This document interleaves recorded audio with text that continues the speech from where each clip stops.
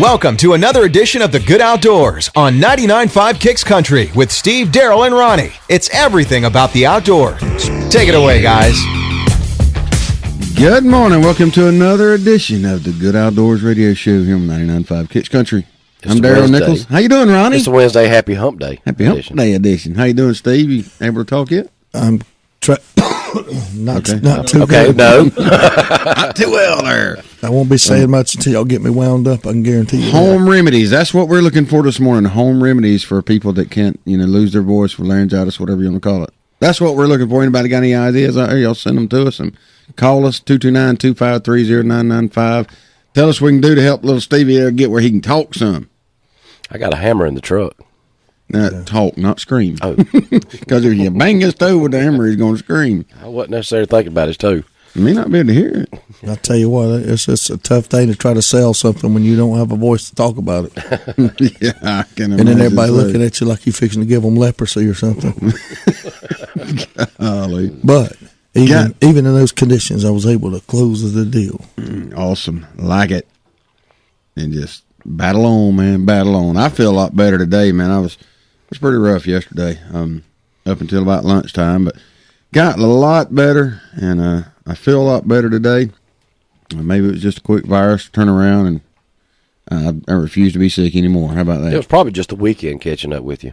You had a pretty eventful weekend. Well, just that one big day, really, was about all I had.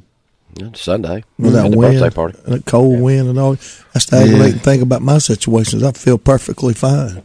I just can't talk. Sound like crap, don't I know. you? It does sound bad. It's my voice. I hope it ain't permanent. Boy, if he come in trying to, me and Ronnie talked about this yesterday. If he come, I agree with you, Ronnie. If he come in trying to sell me something, I say, man, get out of here. You're sick. Go. Go You away. ain't going to do that. You're going to buy it real quick to get rid of me. One Be or two. wearing a surgical mask. Oh man, I tell you what. Hey, are y'all seeing our link up on the Facebook page that we're putting up there every day about our show? I'm seeing it. Are you? Mm-hmm. I hope everybody else is seeing it too. I'm sure they probably are. If you missed that show, we're posting a link to it on our Facebook page every day, so you can come back and listen to that day's show. And make it easier on people to listen to the Good Outdoors. Either you listen to us from 4 to 6 a.m. in the morning time, or you listen to us on the World Wide Web. Later in the evening. www.thegoodoutdoors.com. You can pull up on Facebook, and we'll link you to it. One way or another, you can get in there and watch it. Or you can listen to it. You can watch it too. So you can actually watch it. It's a one picture. slideshow. That's a slideshow. The picture changes. Robert Sellers, we're going to touch about this a little bit. He sent us a message. There's a wild game supper in Thomasville at the First Baptist Church this Thursday at 7 p.m. Shaw Grigsby is the keynote speaker at this, and tickets are $8 each or $15 for two, and they can be purchased at the church. So I want to push on that a little bit. Let's see, First Baptist Church in Thomasville, Georgia. Man, that'd be a good thing with Shaw Grigsby there. You could tell them you heard it on the Good Outdoors. I charge you $9. we just try to help. Just try to help. That's all we try to do. And I talked to Thomas Gray yesterday, Ronnie. He said, man, he didn't give y'all any of that stuff. He gave me a bottle of it. I did. I'm over that now, though. I'm going to let it go. How about you, Steve? You over it yet? I'm not, but I can't talk about it, so I might as well be. I figured now was a really good time to ask him. Yeah. That's right. I was cruising internet this morning and found where a few Indian men were charged. They pled guilty to wildlife charges to where 3 former Blackfeet tribal members pleaded guilty Tuesday to charges they held illegal big game hunts for country musicians participating in an outdoors television show on Northwestern Montana Reservation. They pled guilty to it.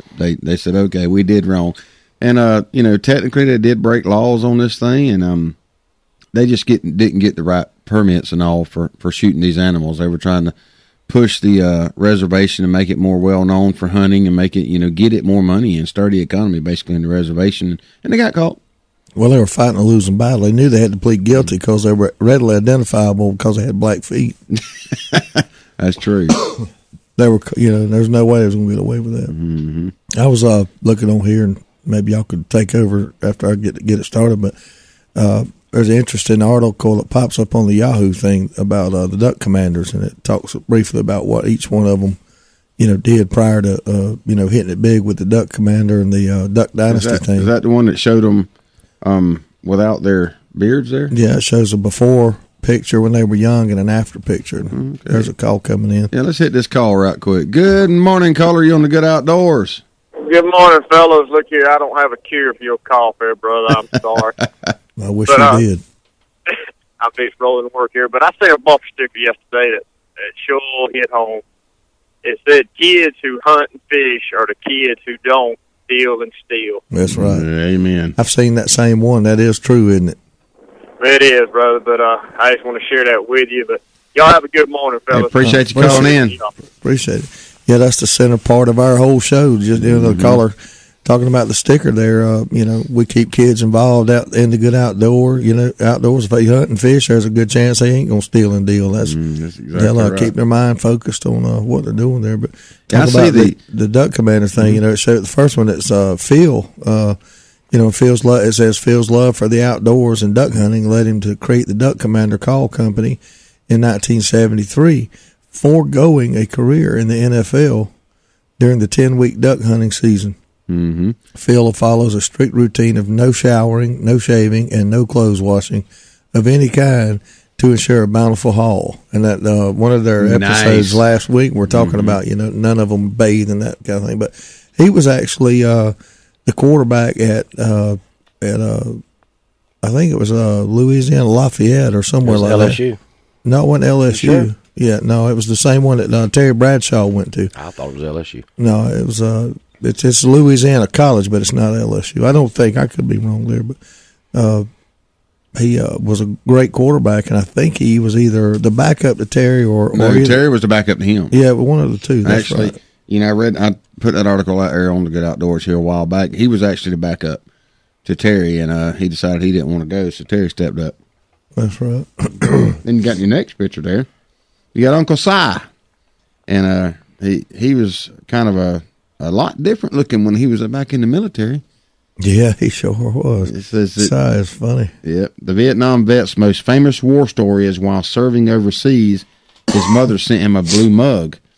30 years later, it's still hanging from his back pocket, and he continues to only drink from this cup every single day. Pretty awesome, isn't it? It's not a cup anymore. It's a germ jug. Hopefully it can be washed. Yeah, I think he probably washes it. Good gracious. Look at Si. Do you think he washes that cup? I really don't. I don't know why he don't just keep it in his beard like Daryl Sample stores his paraphernalia. Right. He could do that, couldn't he? Yeah. Sure can. Si is definitely my favorite character on there. I love Si. He is a character. He is something else. And all these guys they got two things in common. Mm-hmm. They're all millionaires, and they're all Christians. Yep. Every single one of them. It is a great show, and you need to check it out on A&E. But and you got Willie there. Now Willie looked a lot different too. Willie's he's the all business in front and party in the back as a student at Louisiana State University. Yep. Mm-hmm. That was Louisiana Tech, by the way, Ronnie. I just saw it on there. Yeah. And it says nowadays, Willie must be about my age. I remember that look right there with the long hair. He graduated high school in 1990. No, he's a little bit behind me then. So that puts him at 40. It puts him about 40 years old. But 40, 41, something. It says nowadays Willie is the CEO of Duck Commander. As the only Robertson with a business degree, he took the company from a living room operation down by the river to a premier destination for all things outdoors. While he says being a redneck millionaire has its perks, including buying new trucks, gadgets, and swanky suits, working with the kin can be a headache. Yeah, the whole family works there. So. Well, when you watch that show, you wonder how in the world they ever became millionaires, because their work ethic is just not exactly what you think it would be. But you look at that, the warehouse is always full. So when the camera's off, I guarantee you they're working though. Full of junk. They were cleaning up the other day and got distracted by a ping pong table. And then Jason, Misty, Jace looks a lot different, and they've been married 20 years. Mm-hmm. Yeah, but they're all gone. That's pretty good. There's, it just goes to show that they do a lot of this show, just this beard for their hunting. I don't think it's for the TV show, because it takes a little bit longer than that to grow a beard. Oh, they had that beard long before they dreamed of a TV show. You don't grow that overnight. If you do, you got a problem. It's a branding thing, you got Miracle Grow with your Aqua Velva. It's a branding thing with the Duck Dynasty, I'm sure, is what it is. But yeah, pretty awesome. That's a funny thing we could talk about one day. It ain't got nothing to do with the good outdoors, though. But the old Cologne, I remember Dad used to have a high karate on his dresser up there.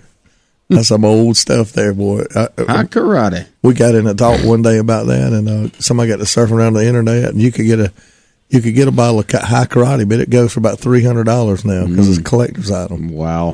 Because I was going to buy me a bottle of it. Willie was a star basketball player, it said, too. So. Well, that ain't got to do with high karate. But anyway, the high karate, I'd convinced myself when I was single that the high karate would help me attract the females. Mm-hmm. So I was going to buy it. But then when I found out it was $300, I said, well, I'll stick to the Brute by Fabergé. Brute 33. Now, have y'all gone through and looked at all them pictures that we were just talking about? I did. I looked you looked night. At number 10? Have you looked at the last one? Man, that's what's funny, is the last one. I swear, I see Corey, and Willie's wife. I can see her. But I don't see Willie in that picture. No, that don't look nothing like Willie at all. He's got a blonde on his top.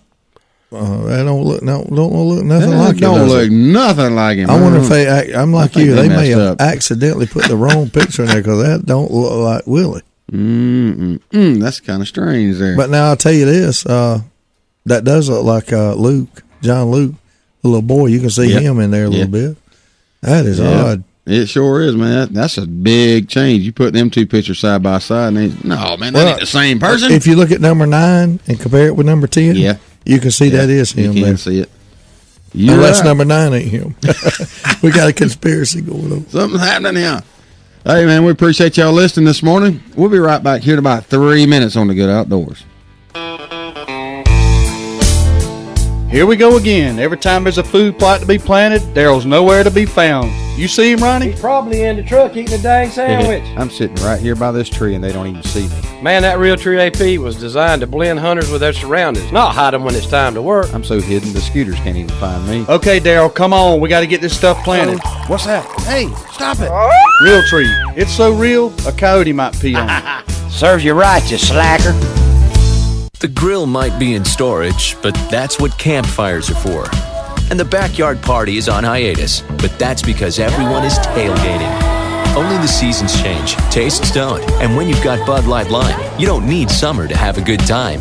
It's the superior drinkability of Bud Light with a splash of 100% natural lime flavor.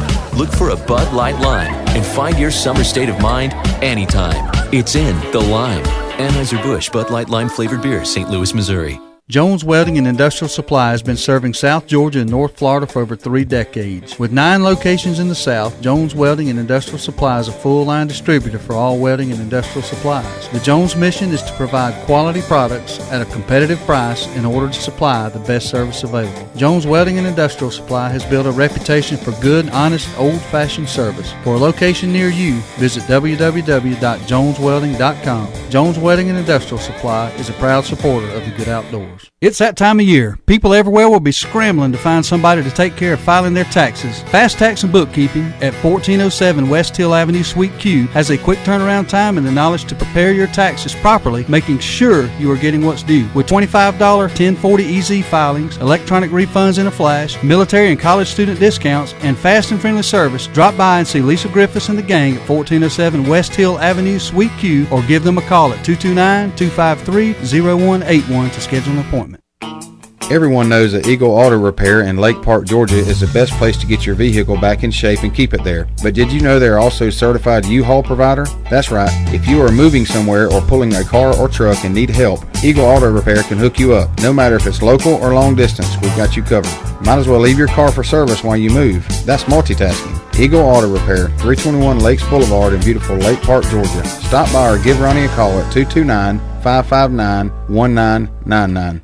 So you need a car, truck, or SUV? Look no further than Midway Auto Emporium at 4189 Bemis Road, Valdosta, Georgia. Cameron and Melissa Tucker has been serving the Valdosta area for over 7 years now. They are a family-owned and operated local business with hometown values and still believe in handshake deals. With a great selection of used cars, trucks, and SUVs, with a Carfax report on every one of them, along with bank financing at all credit levels and interest rates as low as 1.85% with approved credit. 4189 Bemis Road, or visit their website at midwayautoemporium.com. You're listening to The Good Outdoors with Steve, Daryl, and Ronnie on 99.5 Kicks Country. Now, let's get back to the fun. Hey, welcome back to the Good Outdoors, man. It kind of caught me off guard there for a minute. It snuck up on us, didn't it? It did. The fastest 3 minutes in sports, brother. Mm-hmm. You know, we talked about the Girl Scouts yesterday, and I saw this morning where thieves grabbed cash boxes from Girl Scout cookie books. Sorry, what son in the of a world, gun right man? there, boy. Get out and get a job. Low as a snake's belly. In one case, 2 women spoke with girls about selling cookies outside a grocery store before one woman grabbed the cash box containing about $375, and they fled in the car that had its license plate covered. Really? They planned that. Yeah, they planned it. Sorry, pieces of crap. In the second case, a man grabbed a box of about $250 from the troops table outside and ran off, hopped a nearby fence. Yep. I was seeing a movie on TV where these boys kept getting up there and terrorizing the Girl Scouts. I know you've probably seen it with kids, but they go up there and they stealing and not stealing, but they messing up the Girl Scouts because they Boy Scouts. They don't want the Girl Scouts on their turf at Walmart or wherever. Yeah, turf war. So anyway, the girls decide that they're gonna fight back, and they play some good music and all that, and the girls whip the boys' butts and teach them don't be messing with the Girl Scout cookies. I can't remember what movie that is, but that's a good one. There. I remember that too. Just can't remember. I can't remember it is. If anybody remembers that movie, then give us a call 229-253-0995. But it's a call. There's a call right there. Good morning, caller. You on the Good Outdoors? The pacifier. The pacifier, is that what it is? Yeah, with Vin Diesel. You're right. They put the smack down on them boys, don't they? They did. They did. Them girls better be glad I wasn't there, is all I got to say. Huh? I said them girls better be glad I wasn't there, is all I got to say. They wouldn't have whooped me like that. I think they would have had y'all tied up. You better watch it now. You better watch it. Appreciate you calling in this morning. Where you at? Nashville delivering newspapers. Nashville, Georgia. Newspaper, that's right. You probably got newspaper elbow for slinging all them papers. Hey, didn't your son go up north? Yes, he did. Is he still up there? He's still up there. He's been all the way up to Ohio, to Wisconsin, to down to Louisiana, Texas, Arkansas. What is he doing? Driving a truck. Driving a semi. Awesome. That's good. Now in training, he has, ride with another rider for a few more weeks, and then he gets his own truck. But he's done seen snow, rain, everything, and he's loving it. So good deal. Hey, there's a big snowstorm just went through up there, and I got some friends in Maryland that said they were expecting 21 inches today. So maybe he's not close to Maryland. Oh man, he told me about half asleep. I think he's headed. I think he was in Arkansas today. Oh, okay. Hey, what time? Somewhere over there. Excuse me. What time of day do y'all pick up the paper for delivery? I'm supposed to be down there around 12:31 in downtown Valdosta. Yeah. And then I pick up a whole lot of papers. I drop off to carriers in Ray City, and then there's 3 other carriers, and then I take care of the racks and store drops in Ray City and Nashville, and then I have a home delivery route. And I was doing a country route, but a friend of mine took that over, so now no more dirt roads. Well, I think we should start a new segment. I believe every morning at about 12:30 you need to call Ronnie and read the paper to him over the phone, where when we get in the studio at 4, he can tell everybody what's going on in the Valdosta Daily Time. That'll work. I'll extend the time on my voicemail. I'd throw you one. Oh, man. About 2:30, 3:30, from the drops, and I'll get home here about 5:36. Seriously, what we really seriously need to do is during deer season have her as an everyday caller. Yeah. Because she's out all the time and she can tell us when the deer's moving. But what if she starts wanting a paycheck? Well, we find somebody else to do it. Because we don't get a paycheck. we just kind of. They had deer moving already. Like there was one over here in Nashville in the 6 limits. There's a little area and that you see a lot of them. Last night, one cleared a fence right in front of me. Wow. But see, we're doing our part to help her stay awake while she's working and driving. Yes, see, there you go. So we're paying her. Yeah, we probably gonna we're gonna have to lay you off pretty quick. We're gonna warn you ahead of time. She could always throw that paper up on the steering wheel and read us the front page every morning. There you go. She While did she's the news driving down the report. road. Right.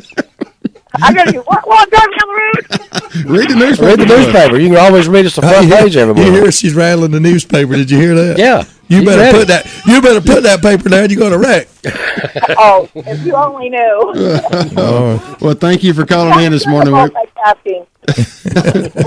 We appreciate you calling in this morning. You have a good day. You too. Oh, that's pretty good. Yes, you could read us the just sports would be fine with me. Yeah. The front page, I don't care to hear about it from that one. Hey, there's a new state record fish caught on the Savannah River. Have y'all heard about that one? I started to say you're not going to bring up the stripe again, are you? No, I'm not. Okay. It was a state record yellow perch from the Savannah River just below Clarks Hill Dam on February 27th. Yeah, that record has been broken pretty frequently over the years. 2 pounds, 9 ounces. That's a weird looking fish. I actually caught one when I lived over there. I didn't know what the heck it was. I rode it around the truck for 3 days trying to identify it. And then when I did, they told me it wasn't worth a flip, so I threw it away. Talking about a weird looking perch, I was out there and talked to Randy the other day at Wildlife Creations. He had a Nile perch in there. And they're down there in Florida. And he said it was the biggest one he's ever seen here. And that sucker was, it was probably about 16 inches. Yeah, I ain't lying. See his hands? I'll take a picture of it. He probably went in there. He's about 11. He probably about 11:30 Saturday night is when he saw that No, fish. sir. No, sir. No. Yeah, and you know what I'm talking about. That's all right. Drinking all them Dr. Peppers, going in there looking at fish. You know Things what? 3 times bigger than they ought to be. You know what? That's all right. I'll show you. I can show you better than I can tell you. Yeah, you can. And yeah, it was a big old fish. He's slowing down a lot over there now. He's only doing probably about 400 mounts right now. That's all. Yeah, he's slowed down a lot. Dang, but 365 days in the year, so his average is what's that calculate to be? 72 a day. That's almost one a day, ain't it? Yeah, a lot going on. But yeah, the state record it beats the former state record by more than 1 ounce. The record was previously held as a tie with a 2 pound 8 ounce fish, one caught in 1980 and one caught in 2008. So I got an interesting tidbit. I was looking up at the screen there, looking at MSNBC, and I almost threw up in my mouth. But thanks for sharing that. We were talking about Piers Morgan, I think, yesterday a little bit. Yeah, I saw something on TV that absolutely made me smile. Somebody never mind. Somebody hit him in the mouth with a flip flop. No, his ratings, his highest rating over the 52-week period in 2012, his highest single week viewing was 47,000. Watched his show one night, which is absolutely dismal. And I'm going to tell you something I'm very proud of. Our lowest total of any airing on HIGTV last year during 2012 was 83,000. Was higher than Piers Morgan. So we're definitely, I mean, he stinks. He absolutely stinks. He does. But since they don't have nothing else to put on there, Hugo Chavez died too. I heard about that. They'll have a re-election or an election here pretty quick, about 30 days to replace him. Yeah. I wonder who's going to be. I don't know if it'll be better or worse, but interesting thing I saw last night on him, and I think it was in 1999, he was a paratrooper in the Army or whatever down there in their military. He led a coup to overthrow the government, which failed, and then 8 years later, he was elected. They elected him president. They pardoned him. They put him in jail for war crimes or for trying to overthrow the government, and then as a reward, 8 years later, they made him the whole leader of the whole country. Good grief! Good Lord have mercy. I just don't know. Yeah, that's pretty funny though. Maybe I don't know. Somebody might try that here in the United States. What you think? Yeah. You know what? If you talk about it. You know what the United States will do? They'll send a drone after you. Yeah. You can't even talk about it, email about it, or nothing. So they'll send a drone after your butt. And they say that the president is allowed to do it. Yeah, the president is allowed to do it. Well, not only that, they can actually murder our own citizens. I saw that on TV last night. They can actually assassinate our own citizens without going through some sort of process. He just makes an arbitrary decision to take somebody out. Now, we hope that it would be linked to terror. The extenuating circumstances, I understand that. And I don't have a problem with the waterboarding and all that they did for the information that they get. They put them on that bed spring and shock them like they did Rocky. And some of them got to talk. I guarantee you that. I hope they don't come alive. Strolling through Valdosta, you drive by a Black Crow on Ellis Drive, and you see a big crater. You know what happened. Yeah, boom. And the Good Outdoors is. I just told. See, we would be considered collateral damage because of what that idiot over there said, buddy. That ain't right. I know. That's just not right. No. We're in this together. Well, I ain't into dying together. I'm gonna tell you that right now. I'm not into the dying part. I don't mind dying. I'm not scared of it. Just you got to be dead so long. They may not be no iron team, but ain't no we in it neither. There's I. Yeah, I saw. Yeah, I know. I saw that. That's pretty crazy. Hey, well, you know what I want to do this morning? I want to talk about just old stories, old hunting or fishing stories or outdoor stories. So if anybody's got any, if y'all want to share them with us, just some of your funniest stories in the outdoors, y'all give us a call this morning, 229-253-0995. We're going to share a few of ours. I got some funny ones. Got some crazy ones. If you get down to it. Got some wild ones. Probably got some illegal ones that we won't talk about. No, I don't mind. Why don't you doctor those up and tell them? No, the statute of limitations is foregone. We can tell them. That's right. But I'm going to tell you right now, if you call in and your story starts out one time at band camp, we're going to hang up on you. Yeah, we're going to push the button. There's this one time. See, what had happened was... well, we're going to talk about stories this morning, man. We got lots to share. We got a guest coming in the studio. She's going to share a few with us this morning, and yeah, I'm going to let her take my spot. That's for sure. Yeah, you might have to disinfect that. Hey, we got the spray disinfectant right there. When you it's not a sickness. It's not. I don't have a cold. Oh, yeah, you got a sickness. It may not be contagious. Mental disease. Mental disease is not contagious. See, y'all don't know that. I don't know. One less thing that y'all know. I don't know. Look at the White House. It spreads. The Good Outdoors. Proving our idiocy every day. Oh, hey, what's going on in the sports world, Steve? I don't know, Daryl. I kind of thought you was on top of that. I ain't on top of nothing, but I've been doing a lot more listening than talking. I will say that. Number 14. I don't like it either. Number 14, Ohio State shocks number 2. Who cares? Yeah, I know. But I just had to throw that out there anyway. Indiana lost. Yeah, anyway. That's basketball. I don't watch basketball. That ain't got nothing to do with baseball. We'll be back in just a few minutes here on the Good Outdoors. Thanks for listening, everybody. Matt Austin's is the best in town. Matt Austin's make you come on down. I don't think I can even wait. Those steaks are hand cut fresh every day. Steaks and seafood put you in a good mood. I can't wait to get my hands on that food, cause that Austin's is all mine. And you know there's one thing I got to say, I love my Austin steak. We're talking 100% aged Midwestern grain-fed beef. When you want steak, Austin's Cattle Company. It's where a steak lover goes to get a real cut of steak. Log on, check them out on the website, austinscattlecompany.com, or better yet, just stop by, exit 16 off of I-75. Austin's, it's an addiction you never have to quit. I can't wait to get my hands on that food. Val Optics on Patterson Street in Valdosta, Georgia has been providing 1-hour service for 25 years. From eyeglass repair to eye exams conducted by one of 2 on-site optometrists, Val Optics is there for all of your eyesight concerns. There is no need for an appointment and most insurances are accepted. Val Optics also accepts outside prescriptions. So if you need eyeglass repair or an eye exam, stop by Val Optics at 601 North Patterson Street, Valdosta, Georgia. 25 years in business says it all.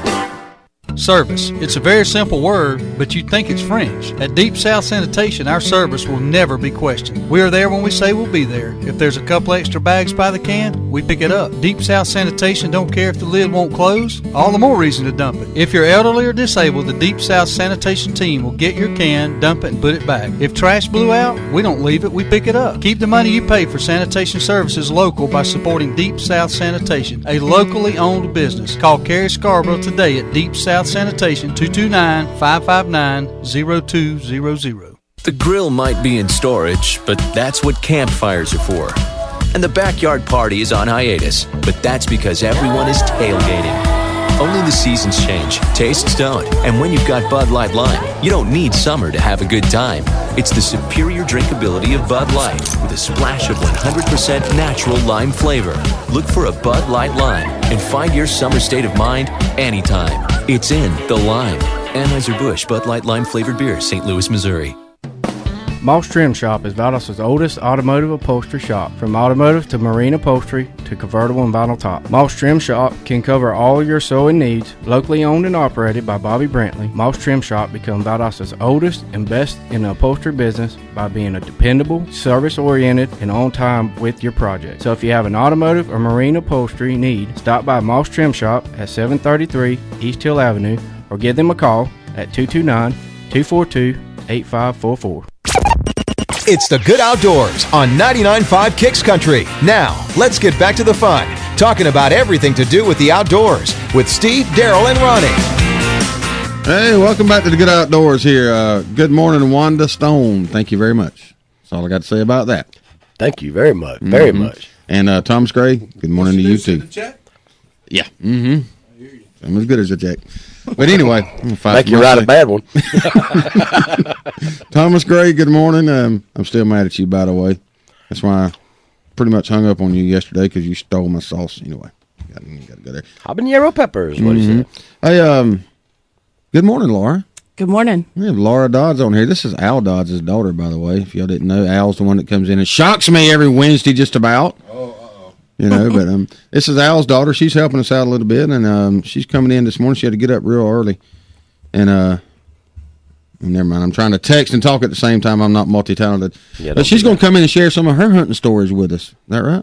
Yeah. And I'm sure with your dad involved, there's probably some pretty good stories. Yeah. You don't have a nervous bone in your body, so I know you can talk on the radio. Oh yeah. As long as there's no TV or anything, I'm good. Nah, we won't put you on TV yet. That's next week. Oh no. So you grew up pretty much hunting and all. Would your dad? Yes. Grew up in the outdoors, hunting, fishing, doing anything. Mm-hmm. Got any good stories on Al you can tell in Alabama? Well, there is one story, but he told me not to tell it. Well, that by all means, you must. We're going to tell that one then. Maybe he's still asleep. So let's do that one first. No, it involves some coveralls. Let's save it. Wait a minute. Let's save it for the 5:30 hour. That way, a bunch more people might be listening. There you go. Yeah. That's suspenseful. Or we could and give him time to text me and be like, "Don't tell that one. Don't tell that one." Yeah. That's the cliffhanger, guys. But Laura, it's funny because I grew up with Scott. I've known Scott, her brother, for years. You don't have to slam that down, by the way. Sorry. You can set it down gently. She has a big old coffee mug. That's when he hit the table. But I grew up with Scott, and messed around with him for years and years, and Laura got all the personality. Scott doesn't have any. No, I've got more in my pinky finger than he has in his entire body. Bless his heart. He can't help it. Well, yeah, I know. But you stole it all, even though he was born several years ahead of you. You stole all the personality. It's more than several years. Well, don't keep reminding me how old I am now. Hush. But, no, Scott's a great guy. He's up in Connecticut. Isn't that right? Where's he at? Yeah, he's in Connecticut right now. But it's cold up there, getting a lot of snow today. Oh, yeah. All right, some of the good hunting stories or outdoor stories you've got. Let's hear one on Al. That's what I want to hear. I don't care which one. It can be the coverall story. What you got? Well, my favorite story is when I was 5 years old and Dad and I were going deer hunting, and I was carrying his rifle, and it was taller than me. And it was dragging, the butt of the rifle was dragging on the ground. And he was allowing that to happen? Yes. It was unloaded. Safety first, okay? But I remember him yelling at me, "Pick it up! Pick it up!" He's probably laughing the whole time knowing him, saying, "Watch, I'm going to torture this little girl. She'd never want to go hunting with me again." No. But you've killed a few turkeys, maybe, or deer or something, hadn't you? I was going to kill a turkey until Dad got an itchy trigger finger and killed it for me. we heard you called in that morning, I think, and told that one a little bit, didn't you? Tell us exactly how that happened, because he's not here to defend himself right now. Well, we were sitting under a tower stand right on the edge of a tree line, and he called it in, and he was telling me, he was yelling, "Shoot," and I froze, just locked up. I did. What did you think it was too pretty or what? What went on there? I don't know. I guess they were so close, and Turkey fever. She was caught in the moment. Yeah, that was the first time I'd ever seen them up that close and personal, and it's a really cool experience to get to have a Jake, full feathers out, everything. And got Twitter painted. Yeah, so I got finger trigger lock or something. And it was really cold in my defense, so really cold. yeah. So I was shaking. So Al shot it. Yes, he did. And I can imagine how this goes. Shoot, bam! That was him shooting because he just told her one time and she didn't do it within that half a split second. Yeah. And he shot. Yeah, he doesn't have patience. Shame on you, Al. Should not do that. It's all right. Greedy. Hey, in his defense, he is an amazing caller, so. Yeah, he's pretty good. Yeah, he's not bad at all. I think he had 3 of them going at one time. Yeah. I was out there. I went out there yesterday afternoon to the hunting club. Mhm. Saw 2 turkeys, both of them gobblers, and 2 deer. Wow. I'm not going to tell him where I saw the turkeys out there. It's top secret. Mm-hmm. So I'm going to get out there open in the morning. I'm going to send him the other way. Say, Al, I just saw some yesterday back there. Well, now you just said it, and he's probably listening. So Hey, no, man. He ain't going to figure out where I saw him at. He knows better. He'll forget anyway. It's okay. Old age. Old age. Oh, but yeah, your dad's had you involved in the outdoors for years and years, hasn't he? Yes. And y'all go hunting, fishing. Y'all go up to the mountains, go on the lake, and go over to where's it at? Over around Bainbridge, I think. Y'all go over there some. Donaldsonville? Yeah, Donaldsonville. Yeah, Lake Seminole. Mhm. Over there, yeah. And y'all go up to the mountains to the lake up Blairsville. there, Blairsville. Mm-hmm. Lake Notley. And y'all did a little fishing. Yes. I got some emails yesterday or day before from Al about some fish that's been caught up there. And Yeah, the striper are huge, if you can catch them. Yeah. So Mercury's daughter with one and Perry, Mercury and Perry's daughter, they both had a striper there holding it. And Oh, yeah, that was last summer. was that last summer? I thought it was. It was huge. Yeah, it's a pretty good sized fish. I had to pull that up again and look at it. But tell me some more about some hunting escapades that you did with your dad.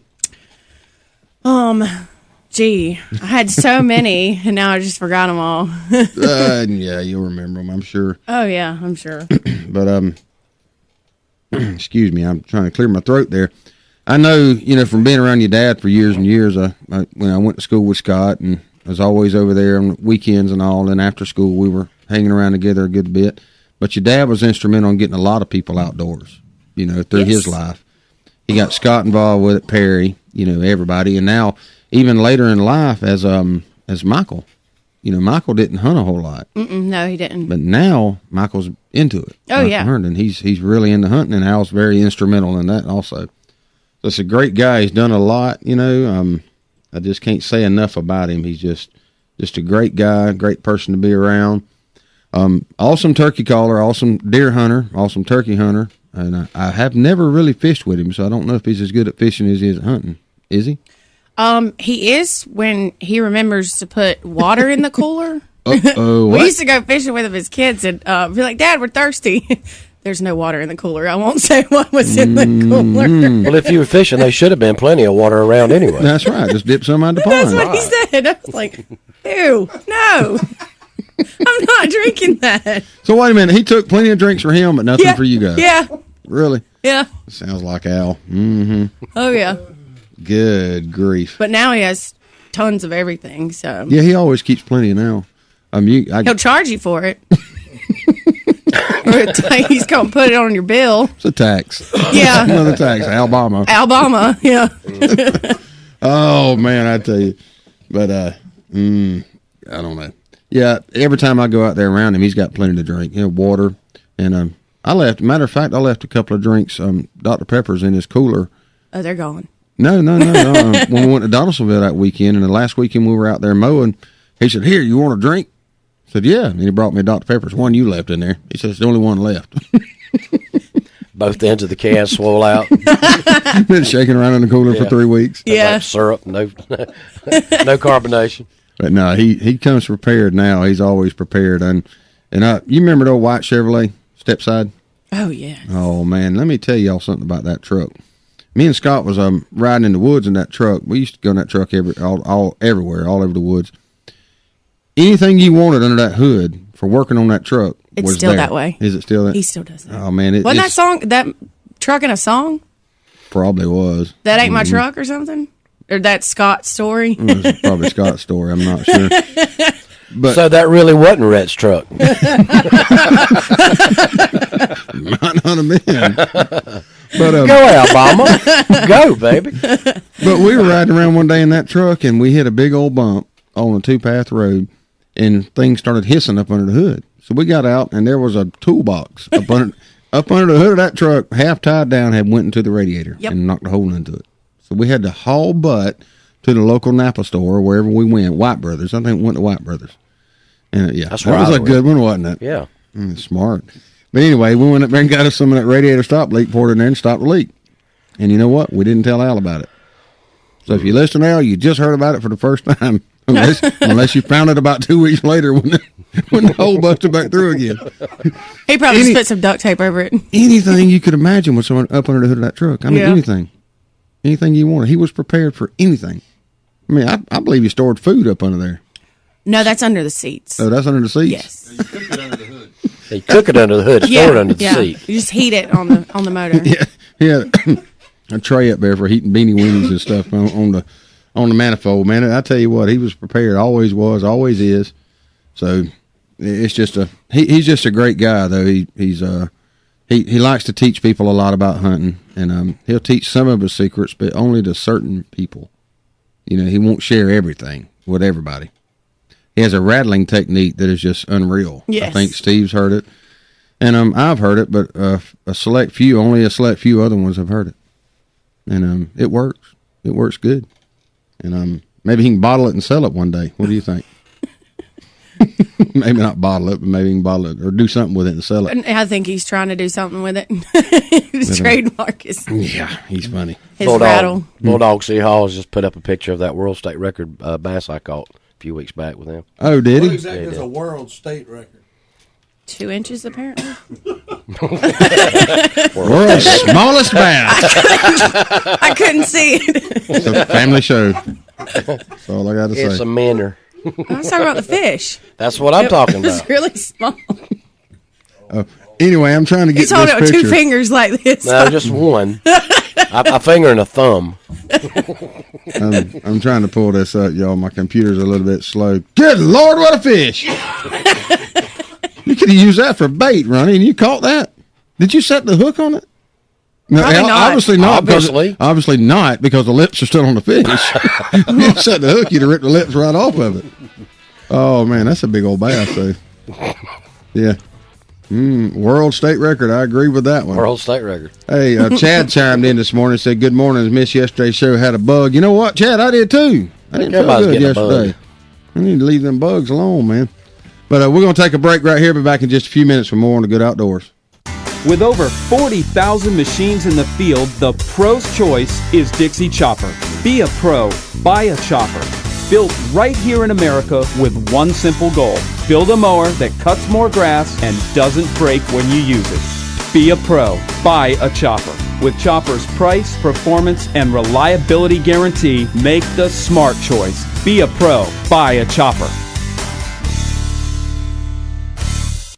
There's only one place in Valdosta if you want the freshest seafood in town. It's Bubba Jack's Crab Shack at 1700 West Hill Avenue. They got wild Georgia shrimp cooked about any way you could want it. Fried, peel and eat, grilled, or buffalo style. They got a Wednesday night oyster special at $7.99 a dozen, and that ain't no mistake. $7.99 a dozen, Wednesday night only. Bring the kids with you, and if they don't eat seafood, get them some chicken tender baskets or hamburger hot dog. And do not forget to try the fresh cut, hand-dipped onion rings at Bubba Jack's Crab Shack, 1700 West Hill Avenue, Valdosta. We're running out of time. We're drawing the line. This is our battle cry. Huntin' is Good TV is an action-packed hunting show with a mission to secure our hunting heritage. Join Steve Nichols, Trey Weatherington, and Neil Armati each week as they hunt across the U.S. and Canada with pro athletes, actors, wounded warriors, kids, and regular old Joes who know hunting is good. Huntin' is Good TV airs on Pursuit Channel and is available on Dish Network Channel 240 and DirecTV Channel 604. For more info, visit huntingisgoodtv.com and follow on Facebook at facebook.com/HIG TV show. You can also use your high-speed internet connection to watch online by logging on to filmon.com at the airtimes posted on our website. And remember, hunting is good. This is our battle cry.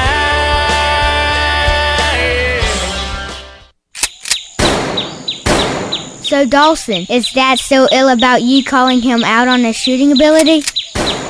I don't think so, but I have seen him on the range a lot more lately. Dad always says practice makes perfect. That's what he says, but I don't think it works for adults. Why do you say that? Well, from the look of the scorecard, it's making it worse. Dawson, bring me some more shotgun shells. Okay, Dad. If you need some practice, come by Southwind Clays and Quail on the Quitman Highway just past the river headed towards Quitman. With a top-notch clubhouse, a 5-stand, sporting clays range, as well as a rifle and pistol range, Southwind has what you need to succeed. World-class quail hunting is also available with some of the finest bird dogs around. Dad sure shoots a lot. Yeah, if he keeps this up, Mom's gonna be mad. Why is that? Because he's spending all Mom's shopping money on shotgun shells. It's the Good Outdoors on 99.5 Kicks Country. Now, let's get back to the fun, talking about everything to do with the outdoors with Steve, Daryl, and Ronnie. Welcome back to the Good Outdoors. We got a phone call coming in. We're going to see if we can catch them on air here. Good morning, caller. You hung up, didn't you? No, I'm here. Hey, how you doing this morning? Pretty good. Steve, is it Steve? No, this is Daryl. Steve's listening, though. I reckon we can translate for him one. I was just calling in to say hello. Okay, hang on. He's getting his earphones on. Go ahead now. All righty. Yeah. What's going on with Davey? It's who? Davey. Yeah. Davey, what's going on? Davey Crockett Ferraro, yeah. I was sitting here thinking about some turkeys and Country Goes Hunting right around the corner. It sure is. We're going to be over there, I think it's the 28th or so?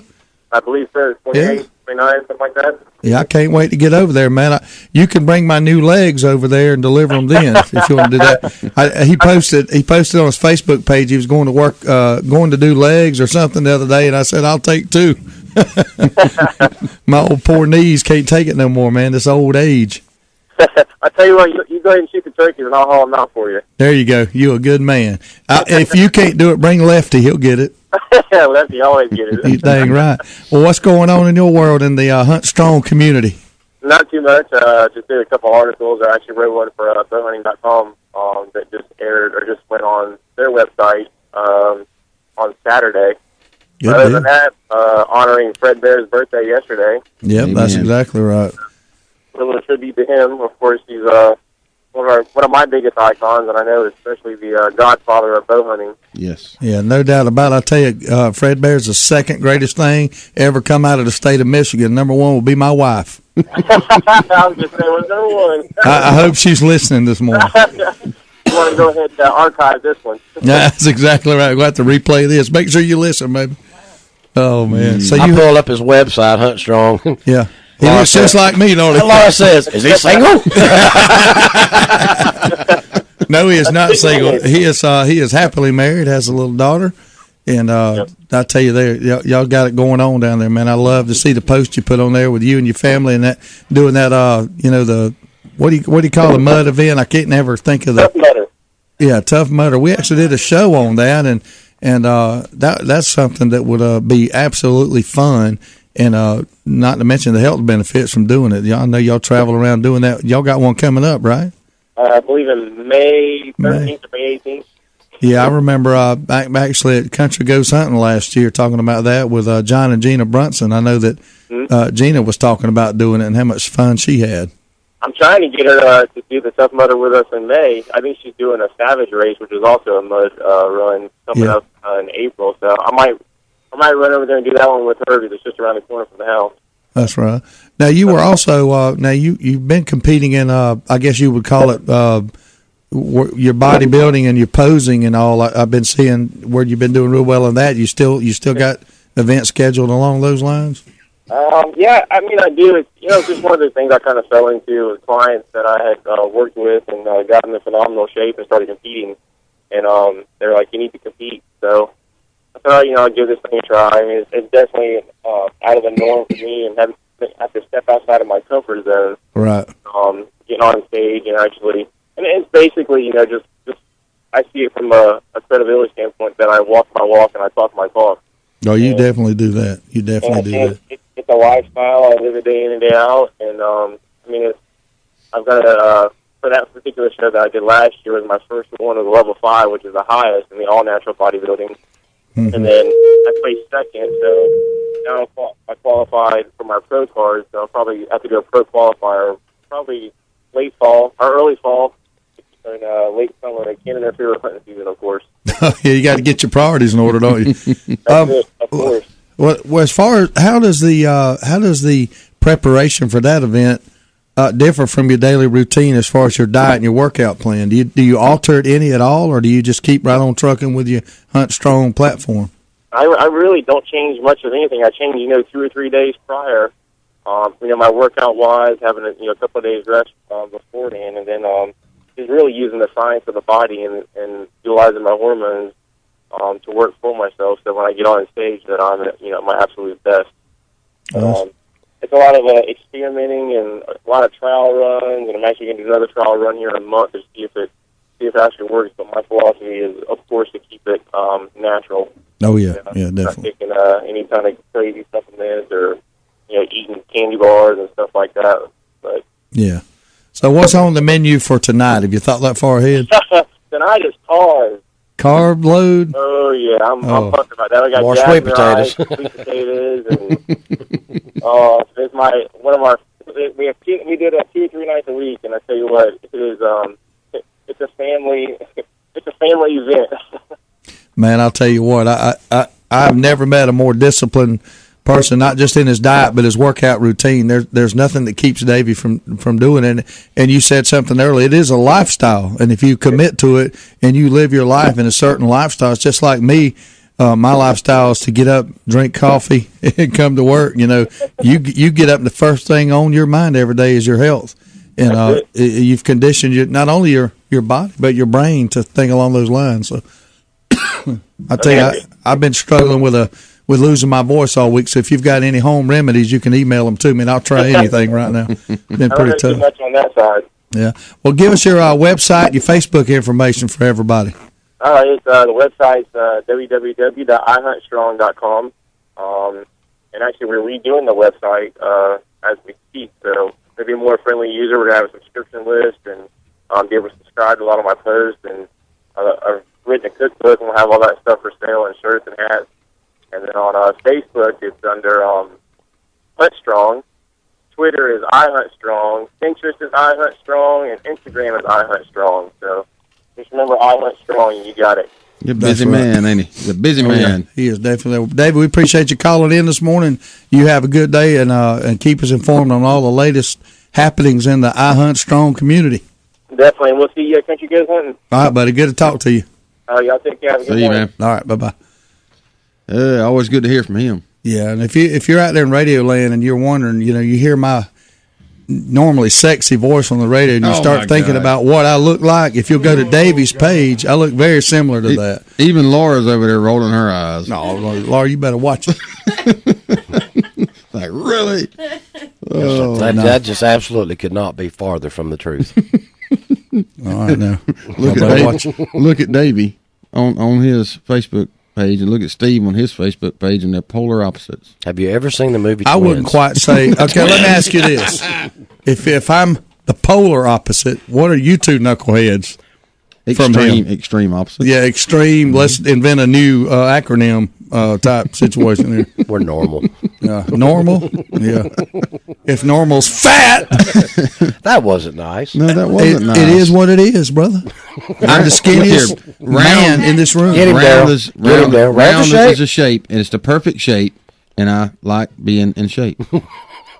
And I'm tired of you people that think we're better than everybody else, pick on us fat people. If you don't like the way we look, go away. Period. Walk out. We do not care. Just stop picking on the fat guy. I ain't picking on you. I'm just stating fact. God almighty.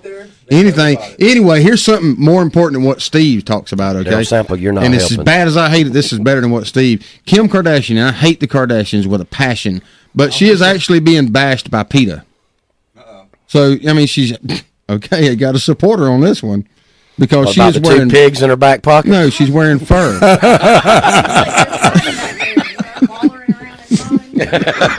She has got a badonkadonk. I'll give you that. So, but she's actually been caught wearing fur again by PETA, which you have to support her for that. She don't care. Evidently, she's wearing fur. or it's just a publicity stunt. But PETA's bashing her, so way to go, Kim. God, I hate the Kardashians. Somebody's got to use the hides off all these animals we're eating. Instead of a cape, I had a deer skin.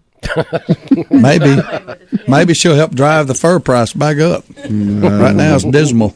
I don't know. But, oh, Lord. So you were the first Batgirl with a deerskin cape? Yes, that's how redneck I was. The first Batgirl with a deerskin cape. Yep. Really? Yep. For where, Lowndes? You remember We should call you Doe Girl. downstairs at the old house, Mhm. they had the deer pelt on the wall. Yep. Well, I used to take it down and wear it. I can see Sorry, that, Dad. too. Super freak. That girl's a super freak. I can see that, too. Oh, man. Timmy Neesmith, I hope you listen over there at the mill, brother, working the night shift. Oh. Excuse me there for a minute. Oh, Look boy. You look like Wilma Flintstone running around a deerskin rug on your back. Hey, anybody out there with some good outdoor stories from your past that you want to share with us this morning, give us a call. Our phone lines are open, 229-253-0995. We want to hear about what you guys have done in the outdoors. I've got a few stories to share. A lot of them, most of all my stories of hunting as I was growing up involved Steve and Dad and Mom, because we were always outside, and Laura can relate to that, and I know Ronnie can relate to it. Oh, yeah. Your grandpa used to carry you all the time, didn't he? I stayed out there. Stayed in the outdoors. Yep. Well, that's because they kick you out of the house, wasn't it? That's what they did back then. On Saturday mornings. That's what they did with us. Shoved you outside until I'll call you when dinner's ready. Me and Steve, we'd get home from school, wherever how we got home, bus, or wherever how we got there. Sometimes we wouldn't even change our shoes. We'd just get on our motorcycles and hit the road, get a shotgun, 22s, and we'd go. Which led to a lot of butt whippings for not changing our shoes. Right. Exactly. I remember one specific butt whipping. I had a smaller motorcycle than Steve because I was always younger than Steve, and you still are. I still am younger than Steve. He's younger, but he's bigger now. And, Go ahead. I just thought I'd throw that out there. But we were going, went across this bit, a brand new pair of shoes. Now, I mean, there was this, Velcro strapped, whatever they were, cheap shoes. Because I could never really teach him how to tie them. No, because we were poor. Anyway, we went across this field, Steve on his motorcycle just tearing across through there, and I'm like, wait a minute, I'm not going to make it. But I had to go anyway, and sure enough, I didn't make it. And I was halfway knee-deep in mud with my brand new shoes. Got back home, got up under the water hose, tried to wash them off before Mom and Dad found out, but it was too late. I done been caught. It was not a good day. Anyway. Pounded into your memory forever. And pounded, very much so. Had fun with it, though. So, anyway, we're going to take a break here on the Good Outdoors. Back in just a few minutes. Thanks for listening, everybody. Attention Outdoor Nation. Adel Outfitters, located at exit 39 on I-75 in Adel, Georgia, has over 18,000 square feet of outdoor unbelievability just waiting on you. Specializing in a wide range of outdoor supplies for everyone, including hunting, fishing, shooting, kayaking, camping, Little League, clothing, knives, boots, you name it, Adel Outfitters has it. They also have that personal one-on-one attention that you just might not be getting from some of the big boxes, and Adel Outfitters has a whole lot less overhead, so you'll be surprised at the deals. So come see us now at Adel Outfitters, exit 39, Adel, Georgia. Here we go again. Every time there's a food plot to be planted, Daryl's nowhere to be found. You see him, Ronnie? He's probably in the truck eating a dang sandwich. I'm sitting right here by this tree, and they don't even see me. Man, that Realtree AP was designed to blend hunters with their surroundings, not hide them when it's time to work. I'm so hidden, the scooters can't even find me. Okay, Daryl, come on. We got to get this stuff planted. What's that? Hey, stop it. Realtree. It's so real, a coyote might pee on it. Serves you right, you slacker. The grill might be in storage, but that's what campfires are for. And the backyard party is on hiatus, but that's because everyone is tailgating. Only the seasons change, tastes don't, and when you've got Bud Light Lime, you don't need summer to have a good time. It's the superior drinkability of Bud Light with a splash of 100% natural lime flavor. Look for a Bud Light Lime and find your summer state of mind anytime. It's in the lime. Anheuser-Busch Bud Light Lime flavored beer, St. Louis, Missouri. Woo-wee! Sweet Tea's Smokehouse on South Hutchinson Avenue, Adel is the bomb. You ain't had good old South Georgia barbecue if you ain't been to Sweet Tea's Smokehouse. Ribs, chicken, pork, beef, good grief, this is some fine eating. And it ain't called Sweet Tea's for nothing. Ice cold sweet tea and good old barbecue plate with all the trimmings is what living in the South is all about. Head up Highway 41 north towards Adel. Swing into Sweet Tea's Smokehouse for lunch or dinner. Great southern barbecue like it's supposed to be. And don't forget some of that fine Brunswick stew. Woo-wee! Brigman and Brigman Cabinets in Hayhira, Georgia specializes in custom-built cabinets. You can come in and sit down with our staff and start from scratch to develop the perfect cabinet layout, or bring in your plans and start there. From design to installation, Brigman and Brigman can help you every step of the way. Estimates are always free, and your satisfaction is our goal. Whether it's a remodel, a spec house, or your custom-built dream home, give Brigman and Brigman Cabinets in Hayhira a call at 229-794-2108 to set up an appointment. SWAT Graphics, located at 300 South Toombs Street, is the area's #1 graphic design service company. Specializing in graphic banners, stickers, signs, and design, SWAT Graphics can help from concept to completion. If you have a design idea for a company logo, SWAT Graphics can bring it to reality. Maybe you have a logo and just need it placed on a sign, sticker, or banner. Whatever the case, stop by SWAT Graphics at 300 South Toombs Street, Valdosta, or give them a call at 241-9185. SWAT Graphics, proud sponsor of the Good Outdoors. It's the Good Outdoors on 99.5 Kicks Country. Now, let's get back to the fun, talking about everything to do with the outdoors with Steve, Daryl, and Ronnie. Welcome back to the Good Outdoors. Laura was telling me during the break that Al's been sending me some pictures, her dad, on emailing because he can't figure out how to post on the Facebook. Is that what you said? Yep. Come on, Al. He's anyway. Don't feel like the Lone Ranger, Al. He sent me a picture of Perry's 12-pound bass. That was a good sized fish. Where was that at, Laura? You know? I don't know. You don't know. It might have been at Big Pond south of town. It possibly was at Big Lake over there in Dawsonville. Okay. Maybe. That was a nice fish. That was a good fish. And got Laura's got your daughter on here. Yep. Shelby. Got her all decked out in her hunting clothes, and that's a pretty good one. Look at them closely. You could tell they're dad's hunting clothes. Hang on a minute. Oh, okay. She wouldn't stop complaining the whole time about how bad they stunk. And I said, that's because they haven't been washed since 1968. That's about true, too. Yeah. They have some flavor to them. Yeah, they don't even make that camo pattern anymore. No, they don't. They really don't. But you know what? They're out there in the woods, and they're in the outdoors. Yeah. So, but yeah, that's a good one. And see, he did put this picture up at Windy Woods. I got to talk to him about that one too. He says at Windy Woods last year. Doesn't look like Windy Woods, and doesn't look like last year. So I don't know. But anyway, good. I got to find out if it was at Windy Woods. I don't know about that deer being killed. All right, I'm going to go ahead and tell the absolute funniest outdoor story that you will ever hear. Daryl's already heard it, and he'll probably still laugh. But there's absolutely no way. I don't think that it can be topped. And I'm going to have to clean it up a little bit because it's going to get in the, in some of the gray area of what the FCC allows as far as language. You're going to have to read between the lines in some parts. But a good friend of mine, and I'm going to call his name Brian Murphy. He's from Moultrie, Georgia. So if y'all are listening, Brian Murphy, played a lot of softball with him, and he is a interesting character, to say the least. Colorful young man.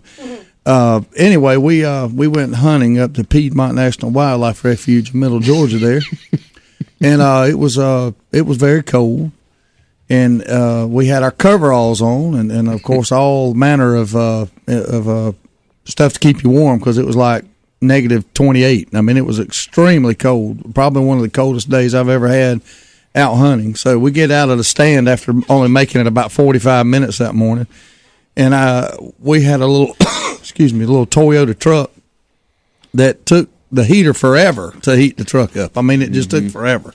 Probably needed some attention at Eagle Auto Repair, but didn't get it. And so we were riding around. Finally, after riding around for what seemed like an hour, the heater started getting nice and warm in there, and it was nice and toasty. And the call of nature hit Brian. He had to go to the bathroom. We had stopped and ate breakfast. Have to pee. No, he did not have to pee.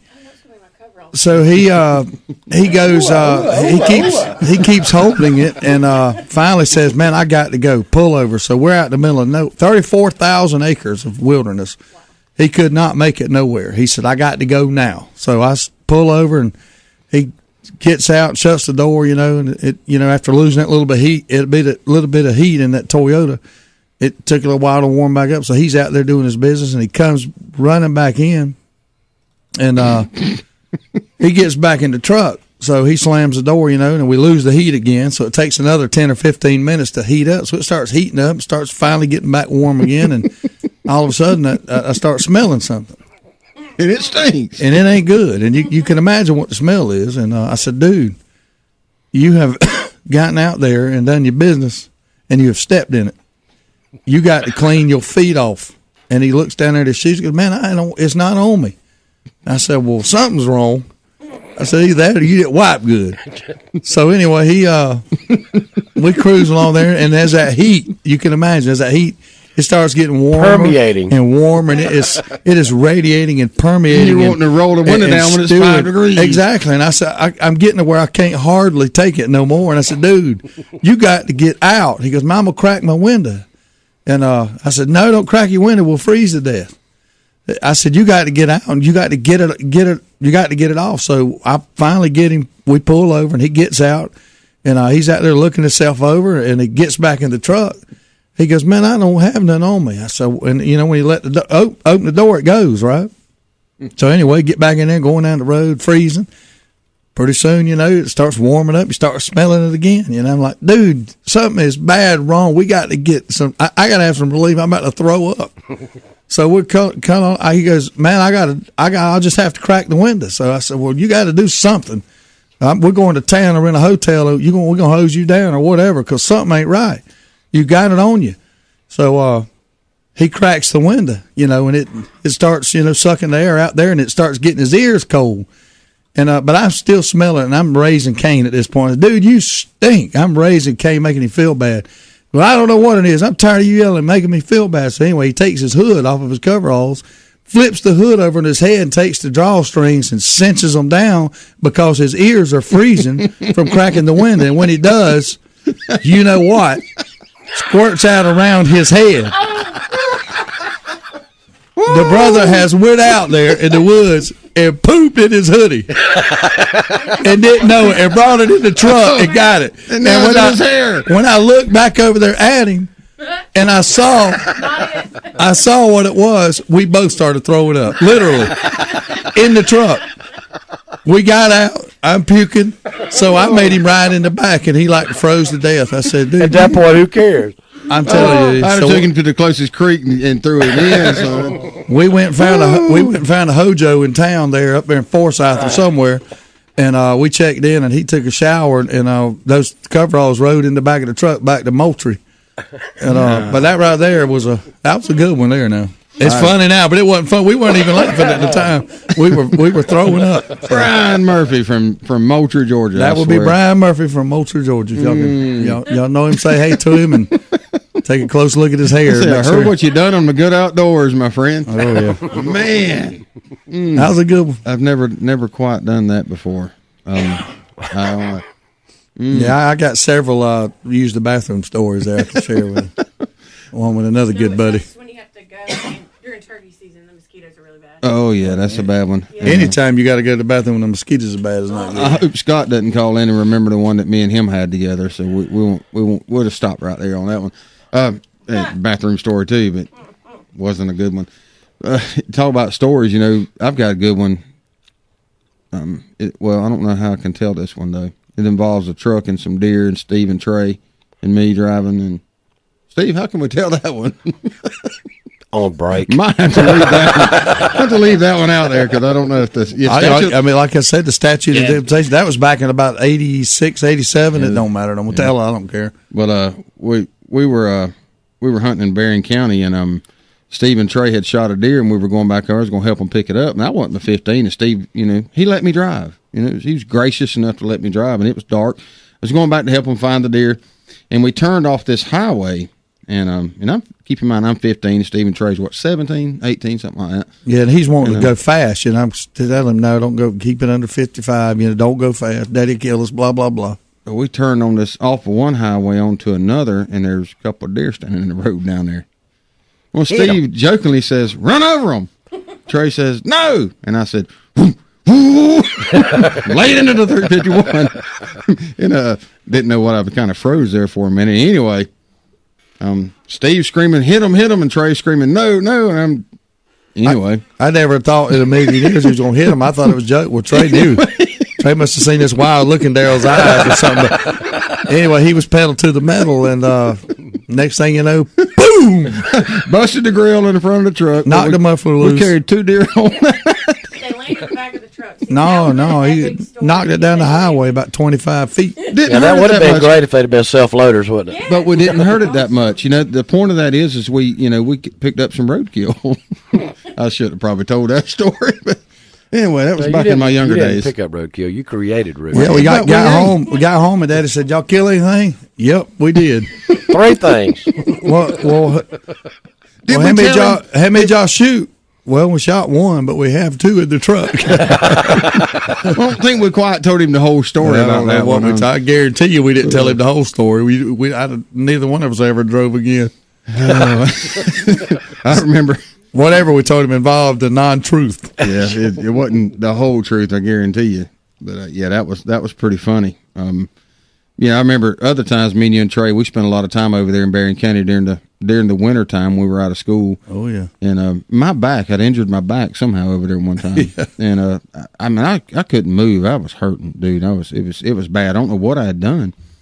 But they were gracious. I think Trey had shot a deer that morning, or had shot one. We were going to look for this deer. They'd come back to camp to get me, and we were going to look for this deer. And they're gracious enough to let me ease up into the front passenger seat of the truck. I couldn't barely move. Now I couldn't even hardly move. We'd hit a small bump, and he'd be going, I was really hurting. So we turned off the highway onto a dirt road, and there stood a deer in the dirt road. Your back quit hurting? No, my back was still hurting. It was hurting bad. And Trey jumped out of the truck. Steve's in the back seat. Trey jumped out trying to shoot this deer, and I'm trying to ease out over there real slow. And I think Trey missed or something, didn't he? He did that a lot back then. Trey missed or something, and I'm like, oh, okay, I got it. And I'm easing out of the truck. Did I kill that deer? I don't remember. I don't remember if I did or not. But I think I clicked on the deer the first time, and it actually hurt to jack the bolt to put another one in there. That's how bad I was hurting. And I think, I don't know if the deer got off the road or what, but we went on and trailed that one deer, that 8-point, I think it was. Half the morning they trailed it. I kind of just limped around the truck there and stayed in the truck a little bit and tried to get better. But they took care of me, man. We did. We tried. We did our best. So there's a lot of near death experiences growing up and hunting. One on a 4-wheeler with a good buddy Richie Ritz over there running the roads. Me and him ended up in the Greenbrier over there, about half dead. It was his fault. There's one with Jeff Stalvey. I remember it very well. Jeff. We'll tell that when we get off a break. We had a lot of fun, though. I tell you, it was it was young. Things were a lot different back then when we were young, but we had a lot of fun. Lots of fun. Yep. And good clean fun. You could put $5 of gas in your truck, drive all the way to Nashville, hunt all day, and come back on $5. It's amazing we're still alive. Yep. We're going to take a break here, come back with the Good Outdoors in just a few minutes, guys. Service. It's a very simple word, but you'd think it's French. At Deep South Sanitation, our service will never be questioned. We are there when we say we'll be there. If there's a couple extra bags by the can, we pick it up. Deep South Sanitation don't care if the lid won't close. All the more reason to dump it. If you're elderly or disabled, the Deep South Sanitation team will get your can, dump it, and put it back. If trash blew out, we don't leave it, we pick it up. Keep the money you pay for sanitation services local by supporting Deep South Sanitation, a locally owned business. Call Carrie Scarborough today at Deep South Sanitation, 229-559-0200. It's that time of year. People everywhere will be scrambling to find somebody to take care of filing their taxes. Fast Tax and Bookkeeping at 1407 West Hill Avenue, Suite Q has a quick turnaround time and the knowledge to prepare your taxes properly, making sure you are getting what's due. With $25 1040 EZ filings, electronic refunds in a flash, military and college student discounts, and fast and friendly service, drop by and see Lisa Griffiths and the gang at 1407 West Hill Avenue, Suite Q, or give them a call at 229-253-0181 to schedule an appointment.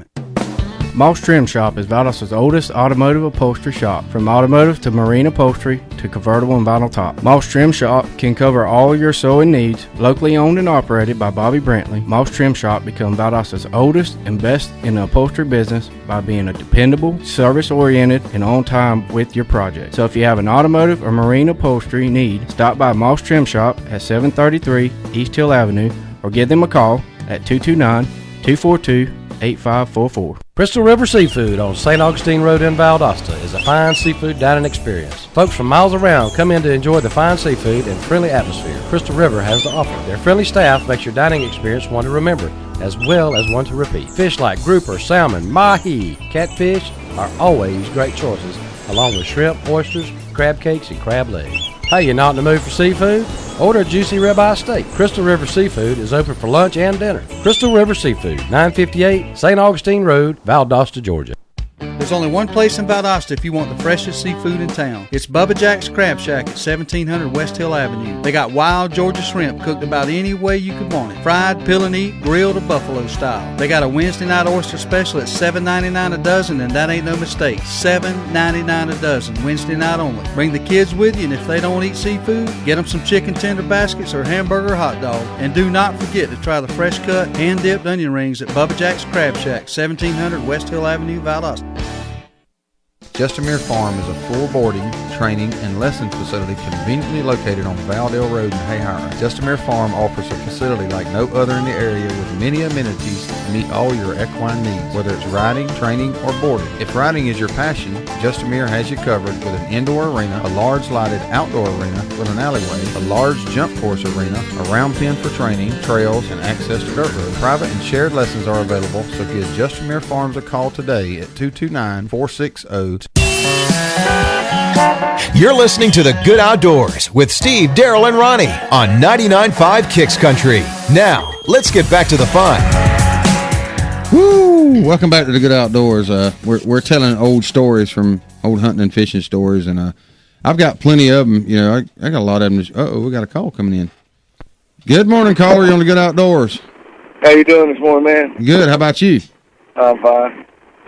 I got two short, funny stories I'm going to tell you right fast like, and then I'll let y'all go with this. All right, take your time. I got my uncle, Billy. Well, my family used to get together all the time, and we'd grill out and stuff like that. It was during the summer. Everybody was hot. And Uncle Billy came up with the idea, let's go down to Fletcher's Ferry right over here at the Ferry and Cook Line and go swimming. Yep, no, right where it's at. Back when it was open. Yep. There used to be a rope there you could swing out in the river, and somebody would build a platform in a tree yes, sir. to jump out of. Remember platforms, yep. Uncle Billy said, right when we got there, he jumps out, pulls his shirt off, and runs, swims across the river to that tree, and climbs up on the platform, and he hollers, "Watch it!" He jumps out. Next thing you know, he comes up, and he won't come to the bank. I'm like, what in the world? Then he starts hollering, "I lost my teeth." He had lost his false teeth down in the river. Well, he wouldn't come out of the river until all of us got out there and dove, kept diving, and we finally found his teeth about 2 hours later. Oh, that's a miracle you found them. And that was the funniest thing. I was about 12 years old, and that was the funniest thing to me because I was the one that found them, and I wouldn't give them to him. And I hate it when that happens. Kept like keep away with them for a while. Oh, man. But the other one, I was about 18. I had a 17-year-old cousin that was real tall. He was about 6'5". And we talked to my dad, and we got his boat.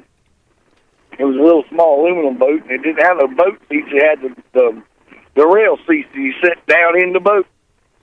Well, he was in the front of it, and his legs stretched all the way out and being up, crumped up, and I was in the back. We had a 5-gallon boat because we was down in Lapaw River fishing. It was cold. And it was me and him and 4 or 5 other guys, different boats. And we were going along there, and he says, I can't sit here no more. This sucker's killing me. So he gets a 5-gallon bucket and sets up on it. Well, we're pedaling along there because we're pedaling downstream. We're going to use your motor to come back up, which is throwing our jigs around pedaling. He keeps pedaling like he keeps throwing water in the boat. And I said, man, you're going to sink us if you don't quit. Nah, I got this. Next thing I know, the boat disappears out from up under. And it's cold. We're out here diving for the boat out here in the middle of the Lapaw River, and it's freezing cold. And I'm sitting there looking at it. I said, man, I told you he was going to sink this boat. Man, I thought it would hold up more than that. We done stuff, but stuff like that outdoors, you remember, and there's nothing better that you sit around and when you see them, just remind them of it. Exactly right. You always talk about somebody else's mishap at their expense and laugh about it, can't you? Oh, I've had many myself. Me too. It's always funnier when it's somebody else, though. Oh yeah, it's funnier when it's somebody else, but man, when it's you, then you'd have butted the joke for a while. That's right. Yeah. Oh, man, well, appreciate you sharing that, man. Man, Futch's Fair, I remember that. Oh yeah, we'd go down there to that river, and there was a swing like he's talking about. And there was a cypress tree that had about there were 3 or 4 decks built.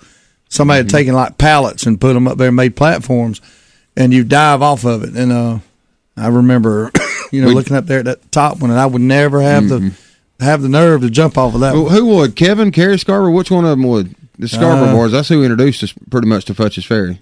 Yeah. It was Kevin or Kerry, one of them crazy ones. It was either, I don't know, but both of them crazy. Both of them equally crazy, so I don't know which one it was. Keith wasn't quite as crazy as them. No, but I know one thing. I wasn't as crazy as them because I didn't do it.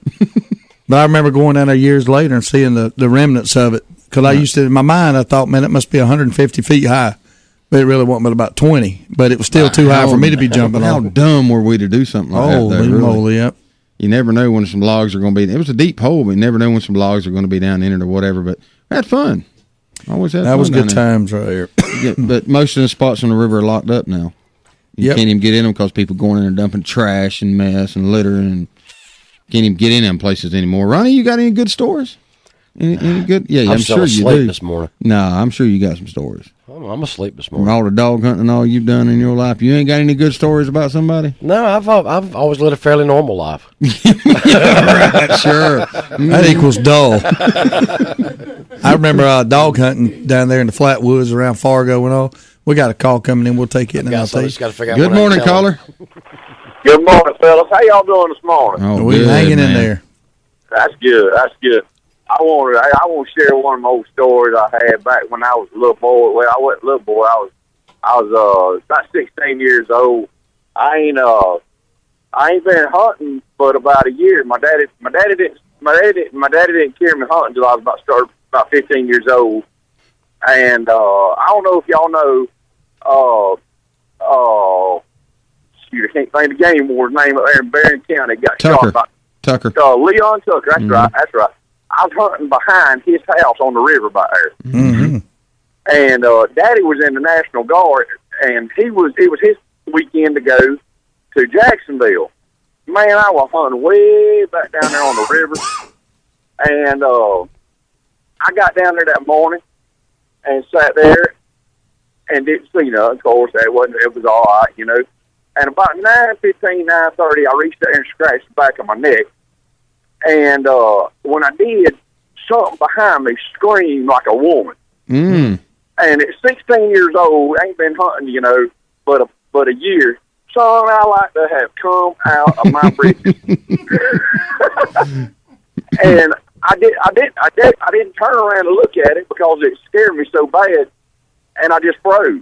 And so finally, my hand reached back down there and grabbed my gun. I thought, well, this is my only safety right here is this gun. And so finally, whatever it was, I guess it was a panther back there. But it took off running behind me, and it ran about 10 steps, and it screamed again. And it ran 10 steps and screamed again. It done about 2 or 3 times, and it had quit, So I sat about 30 more minutes, and I thought, Lord, I got to go to my truck. I said, I'm scared to death. So I climbed down out of that stand, and when I climbed down that stand, I looked like I just come out of the Marine Corps. I had that gun. I mean, I come out of there, I was ready to fire at whatever moved. And so, I got all the way back to my truck, and I could see my truck, and I had to cross this little creek. and it'd been raining a little bit, and so there was some water standing. And anyhow, when I crossed that creek, I stepped on a stick or stepped in a mud puddle or something. And anyhow, there was about 5 or 6 ducks out there, and they took off just scattered, It scared you to death, didn't it? It scared me. I just like, Daddy, I just run to my truck. It scared me to death, but that was good times back then. That would have probably ended my hunting career right there. I guarantee you. That's right. Ooh, there's a lot of things in the outdoors that'll scare you. A covey of quail is one of the worst things you can walk up on in the woods to me. Yeah. You're walking out in the dark and let a coon hit a pine tree beside you. Yeah, coon go, yes, sir. Or a beaver hit the water beside you. Oh, good grief. Or a Bigfoot hollering beside you, anything like that will scare you slap to death. That's right. Hey, we appreciate you calling in, man. Yes, sir. We love y'all show. Y'all keep it up. Thanks, I appreciate it. Yeah, I was up in Ohio 2 years ago turkey hunting one morning, and it's a new place. I'd never been there. David showed me. He said, "Look, just go up in there, follow the 2-path." Well, I had to go down a hill by a pond right there. Beautiful, beautiful thing. Just starting to break daylight. Well, I'm easing along right beside the pond. The pond's like 3 foot from me, and lo and behold, I'm in a new place, in Ohio, never been in this place before, right at start to crack daylight, and a beaver slaps his tail on the water and splashes me with water. Head to toe. I like to come unglued, son. I ain't gonna lie. That scared the crap out of me. I didn't know, Bigfoot. I didn't know if Bigfoot had me or not. But something was after me. First time I ever heard a fox, they'll make that barking noise, old red fox. I had put red fox pee all out trying to mask my scent a long time ago over in Worth County. And it was well before daylight I'd gotten in there. And that joker started doing his thing. I didn't know what it was. And I was in the climber, and I climbed about 10 feet higher in the tree. And I had a flashlight, and I was so scared that I was too scared to put the flashlight on him because I was afraid of what I was going to see. So I sat there and I finally find out where you were. I know I didn't want to give any hints of where my location was, right? So I was sitting there and I was shaking like a bird dog passing a peach seed, and I finally flipped the light on and saw what it was. But it was just a huge sense of relief. It's huge, man. I thought it was I didn't know what it was. Steve told me one time about a noise he heard, and it turned out to be, if I'm not mistaken, Steve, was two foxes mating, and that's an eerie sound right there. Wasn't that you telling me about that? Yeah, that's in that same place there, but it is a strange thing, man. I don't think a lot of people have heard it. Hey, we got another call coming in. Let's take this one. Good morning, caller. You're on the Good Outdoors. Good morning, guys. It's Chad. What's going on? What's up, going on? Chadwick. Oh, not much. Hey, you talking about a covey of quails scaring the crap out of you. Mm-hmm. When my dad was younger, him and my uncle, they had told my grandfather that they wanted to go hunt quails. So my grandfather got them guns and everything, and they headed out in the woods. And right about the time they flushed up a covey of them quail, my dad and my uncle scared the crap out of them, threw their guns down, and ran the other way. Yeah, I can see that happening. That'd be funny. No doubt about it. Covers of quail have scared many people. Senseless. Yep. Quick, short, and easy, but yeah, that was a good one. Well, be y'all have a good day. Be careful out there today. All right, we'll see. All right, bye-bye.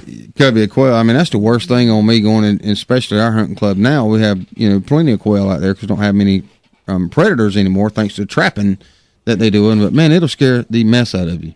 Yes, sir. Let's go ahead and take this one quick call. That'll be quick. Good morning, caller. You got about 45 seconds. Oh, man, I had a buddy that worked with me that moved down from Boston, Massachusetts. Mm-hmm. He had never seen a snake in his life, and he wanted to see one. We was working out over in Douglas, and it was cold in the wintertime. I said, well, if you want to see a snake, I'll show you one. I went over to a gopher hole and poured a little bit of gas around. I said, stand right there, and there'll be one come out in a minute. And just lo and behold, there was a black runner in this dang goodness. In this hole. This snake come out and went between his legs, and he went to running. Oh, and man. To make matters even better, the snake chased him. Oh, yeah. The snake was dead on his tail about This joker runs up in the back of the truck. And then about 3 or 4 days later, I killed a water mox and put him in my truck and curled him up in the floorboard and put a rock holding his head up. Oh, I my said, hey, Lord. Man. I called him over, he climbed in the truck, and he said, what is it, man? Because he had just took a pee test for work. It's probably a good thing. He failed his pee test, and he sat there, and I said, yeah, they put an alarm in my truck today. You have to watch it. He said, alarm? I said, yeah, look between your legs. He looked down and saw this dang water mox laying down there. He went out the window hollering. I guarantee you. Screaming, running. I would have too. Snakes are definitely the scariest thing you can encounter in the outdoors. I mean, that was some of the funniest stuff in the world. He was about 18 years old from Boston and never seen a snake, and it like that drove him crazy to see a snake. Wow. So I showed him one. I poured gas and left. And black racers put you in the woods there. Hey, we appreciate you calling in, man. All right, thank you. We're going to take a quick break. We'll be back in 3 minutes. You listen to The Good Outdoors. With over 40,000 machines in the field, the pro's choice is Dixie Chopper. Be a pro. Buy a chopper. Built right here in America with one simple goal. Build a mower that cuts more grass and doesn't break when you use it. Be a pro. Buy a chopper. With Chopper's price, performance, and reliability guarantee, make the smart choice. Be a pro. Buy a chopper. White Brothers Auto Supply is South Georgia's auto parts headquarters, located at 1106 West Hill Avenue in Valdosta, Georgia. White Brothers can cover the smallest auto part need, right up to a replacement engine or transmission. Serving Valdosta with an enormous auto parts inventory, you can rest assured that White Brothers has what you need. No matter if you're a do-it-yourselfer or an automotive professional, White Brothers has the right part at the right price. Stop by 1106 West Hill Avenue in Valdosta or call 229-244-8773 for all your auto part needs. Austin's Cattle Company's menu is so big and delicious. In order to fit everything in, we had to write a song about it. So take it away, boys. 'Cause we got hand-cut steaks and taters, too big to taste better than your grandmother's pound cake. Hallelujah, and reach the sky, just load it up and pile it. How we got prime rib, seafood, salad, and baby back food so good it'll make your lips smack. Austin's Cattle Company's where you gotta go when your stomach gives you an attack. Come on in and settle down, and you'll be chilled like the king of town. Order up your favorite meal and turn that side pound upside down. I guarantee you'll slap your knee when you eat it. Austin's Cattle Company. Just head on down Austin's. Woo, that's good. So there you have it, folks. Next time you get a craving for something tasty, stop on by Austin's at exit 16 off I-75. There's something on the menu for everyone, and they serve big portions so you'll never leave hungry. From seafood and prime rib to the freshest hand-cut steaks, chicken, and ribs you can find. Austin's Cattle Company is truly an addiction you never have to quit. Calling all turkeys. No, wait, we're not talking about you. We're talking about turkey calls on our Turkey Hunters Seminar. This Thursday at Adel Outfitters, Eddie Salter, Mr. Turkey Call, will be here from 6 till 8 p.m. giving a 2-hour turkey hunting seminar, and you are invited. This is Chad, inviting turkey hunters of all ages to be here this Thursday from 6 to 8 p.m. for this free seminar. Eddie Salter will give you hunting tips to last you for a lifetime. It's open to the public, sponsored by Adel Outfitters, your outdoor superstore. Eddie Salter, 2-time winner of the World Championship in Turkey Calls, will share his knowledge and expertise with you. Don't miss it. Adel Outfitters in Cook County, exit 39 at the Old King Frog. Eddie Salter's Talking Turkey. I'm Eddie Salter, punter specialist. This Thursday from 6 to 8 p.m. Be there. It's free, sponsored by Adel Outfitters. Hey, you just heard 2 of them on the radio. 2 what? Talking Turkeys. Oh, man.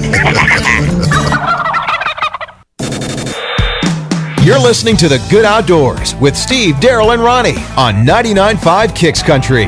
Now, let's get back to the fun. Welcome back to The Good Outdoors, man. We're talking about old stories and the happening in the outdoors with friends or family members, and we've shared a few this morning, and turkey season's coming up. And, of course, you're going to be out in the woods more and more, and I've had some experiences turkey hunting, too. Some pretty funny ones. We shared one last week with Jason, and his daughter was in here whenever he shot and missed at 3 turkeys in the road. What name? Laura's got one about Scott she's going to share with us. All right. Let's hear this one, Laura. I gotta hear it. So I think if I remember the story correctly, because I wasn't even thought of at this time, because you know he is much older than I am. Thank you again. You're welcome. For reminding me how old I am. Uh-huh. But he was probably about, I want to say 9 or 10, and Dad took him hunting and stuck him in a stand by himself. He said, "Now just wait here, and I'll come and get you." He's like, all right, Daddy, all right. See you in a little while. So, you know, it starts to get a little bit dark, whatever. Dad is listening. All of a sudden he hears, "Daddy." He's like, I'll wait a little bit longer. That's my dad's thought process. He'll be fine. He's fine, you know. And Daddy told him, he said, "I'll be, about 75 yards over here. I'm not far away, so you'll be fine." And hear a little bit louder, "Daddy." He waits a little bit longer, gets a little louder. Sounds like a ghost story, don't it? I know. "Daddy!" And then finally he goes, "Daddy! Come get me now!" What had he seen? A monster or something? Or No, what? it started getting dark. He got scared. Oh, God, Scott, I wish you were listening right now. You've done, oh, man, I'll text him today. I'll remind him of that one. Oh, I've done the same thing. I don't know about scared of the dark too much. Everybody's going to be scared a little bit. Everybody has to be. I'm not afraid Not of the dark necessarily at all. scared, but some things startle you. At The times. noises you hear, though, that you're not sure. Yeah, I'm not afraid of the dark. You I'm can't just see afraid what of it what's is. in the dark. Yeah. Especially when it's Squash dark. wash. Well, that's what my uncle calls my dad instead of Sasquatch. It's squash wash. Squash. Because he can't say Sasquatch. Squash wash. The important thing is he knows that there's a squash. There's something out there. Trey and I, this is kind of a scary and funny story. We were hunting around. His dad had just bought the property over there on Valdale Road, and we were out there scouting. behind a cornfield looking around, see what was back there. And lo and behold, we didn't have no guns with us. Lo and behold, we're walking through the woods and we stopped and we were talking and we ended up right in the middle of a sow and about a dozen pigs. Not a good place to be. No. Anyway, she went to commence squealing and coming after us. So we hit the trees the quickest place we could get. I got up the tree pretty quick, a good solid tree. Well, Trey somehow in his panic ends up climbing a little pine sapling, and you don't have to get very high up off the ground. But anyway, we're sitting there. And Trey's a little more robust than me to start with, and anyway, we're scared, and of course, once we're up the tree, I feel safe, and we're talking. We're like 10 feet from each other, and he's over there trying to hold on to that. I'm up there in some limbs. I'm comfortable, all things considered. So anyway, I said, just hang tight. They'll leave in a minute. She won't know where we're at. And she's right under him, looking up at him. And he goes, how you figure they gonna know where we're at? I said, well, they don't know where I'm at, So anyway, that sapling starts getting weak under the pressure holding his big butt up. And it slowly starts bending. And when I see that going on, he starts going, uh-oh. And I look over there and I see that sow, she starts popping her chops. She's like, here it comes. I said, oh my God. I'm getting hungry. And anyway, the situation turned serious. And he's like, oh, help me. I said, I don't know what to do. And he goes, oh my God. And I'm sitting there, and then we both literally almost start crying. Tell my wife I love her. I know. I said, Lord, please make that tree hold him up. Please. And it just starts bending over, and it's not looking good. And that hog is down there just mad, And lo and behold, I guess God answered our prayers, and that tree stopped. And he's up there literally crying at this point. And I am too, because I'm thinking, oh my God, I'm going to lose my cousin. My cousin's going to be murdered right here by a wild hog, And so anyway, they finally gave up, walked he cried off. so hard he lightened the load and the tree quit bending. Well, they walked off, and we got down and we hugged and thank God that we're still there. And we go around and we run into the man that owns the farm next to us. And we say, I can't remember his name, Mr. Lucas. But anyway, I said, Mr. Lucas, you ain't gonna believe what happened back here. And we're sitting there talking, and all of a sudden, right behind the truck about 50 yards, there she is. She pops back out, and then pigs following her, and we freak out. Oh, Lord, my Lord, did she not following us? He calls her. So Mr. Lucas says, oh, that's just Bessie or whatever her name is in her pig. She won't hurt you. You could pet her. And we look at each other. She was wanting to be petted. No, I'm telling you, I don't care what Mr. Lucas's crazy self says. There wasn't no petting Bessie or whatever her name was. She was mad at us, and she was going to eat Trey. There ain't no doubt about that. Poor Trey. Yeah, he came within an inch of his life. She's going to eat me. So the T3 tip of the day is when you run from an animal, make sure the tree that you climbing is big enough to hold you. We got a call coming in. Let's hit it. Good morning, caller. You're on the Good Outdoors. Hey, man, how y'all doing? We're doing good. How are you? Hey, doing good. Listen, I got a story about my daddy. This was back probably about late 70s, might have been early 80s. I was just probably 16, 17. I was driving then, and I had started hunting management areas. And finally got my daddy to go with me one time. We was over probably, I think it was Little Oak, Mogi, or somewhere, Rayonier, somewhere that way. And that was back when you had 2 tags, when they give you the old paper tag. Mm-hmm, yeah. In different colors. And so we go hunting. Well, my daddy kills a little old buck. Well, back then we was raised that if you had to deal with the game warden, you was in trouble, Yeah, that's right. So we go to the check station. Daddy checks his little old deer in and gets over there, and they got 2 or 3 game wardens, several biologists, and they checking the deer and quit interrogating Daddy and going on, and man, we get in the truck to leave. They give him his tag, and he's just about mad about it, because he done just felt like he'd been waterboarded, I reckon. And we going home, and he's all sold up over there, and he said, looked at me and he says, well, how many more deer can I kill this year? You know, because it was only 2 back then. Right. And I said, well, let me see your tag. And I got to looking at his tag there that he had tagged the deer with. And I looked at him, all of a sudden it dawned on me, and I said, you can kill 2 more deer. He says, what do you mean? I said, man, this is a brown tag. You tagged them with last year's tag. That deer's tag was green.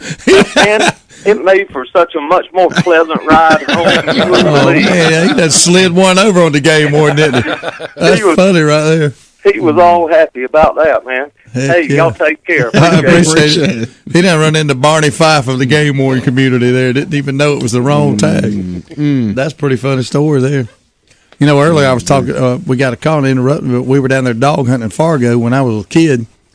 I wasn't hunting, I was too little, but they let me ride in the truck, you know. We'd zip around, just thought it was cool to, you know, run around the woods, flying through there and all.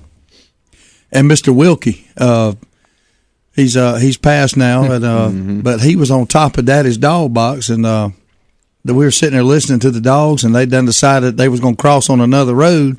So Daddy said, get in the truck, let's go. And Mr. Wilkie said, no, I'm going to ride back on the dog box. I'll be fine. And Daddy said, you going to fall off? He goes, no, I'll hold on. So Daddy gets going there in the old 66 black Ford, 3-speed on the column, you know. He's going through it, son, and we go around the curve, and I'm watching, and I see Mr. Wilkie fly off of that truck into the palmetto bushes. And I calmly said, Daddy, Mr. Wilkie's gone. He goes, what do you mean he's gone? I said, he is gone. I mean, go. He done flew off the truck. Daddy looked back. I remember him doing a double take. He looked back, you know, and he looked back again. He goes, oh, my Lord Jesus. So we turned around, and Mr. Wilkie's back there dusting himself off. He done flew right off of that truck, son. I could see it. And he was a big man, too. And he's probably 6'3", 240, you know. He was a big man. Old Sarge, he went flying through there, son. He's lucky he didn't get killed. Man, we're all lucky. A lot of us are lucky for not being killed back then. Things we did. Have we got the rest of the night weather report coming up here pretty quick? I think we need it. When you want it. Hey, let's do it now. Let's do the rest of the night weather report. Well, we'll do it right now. All right. Brought to you by Powerhouse Outdoor Equipment. Got a minute. Okay, it's currently 42 degrees. Today, sunny with gusty winds, high 57 degrees.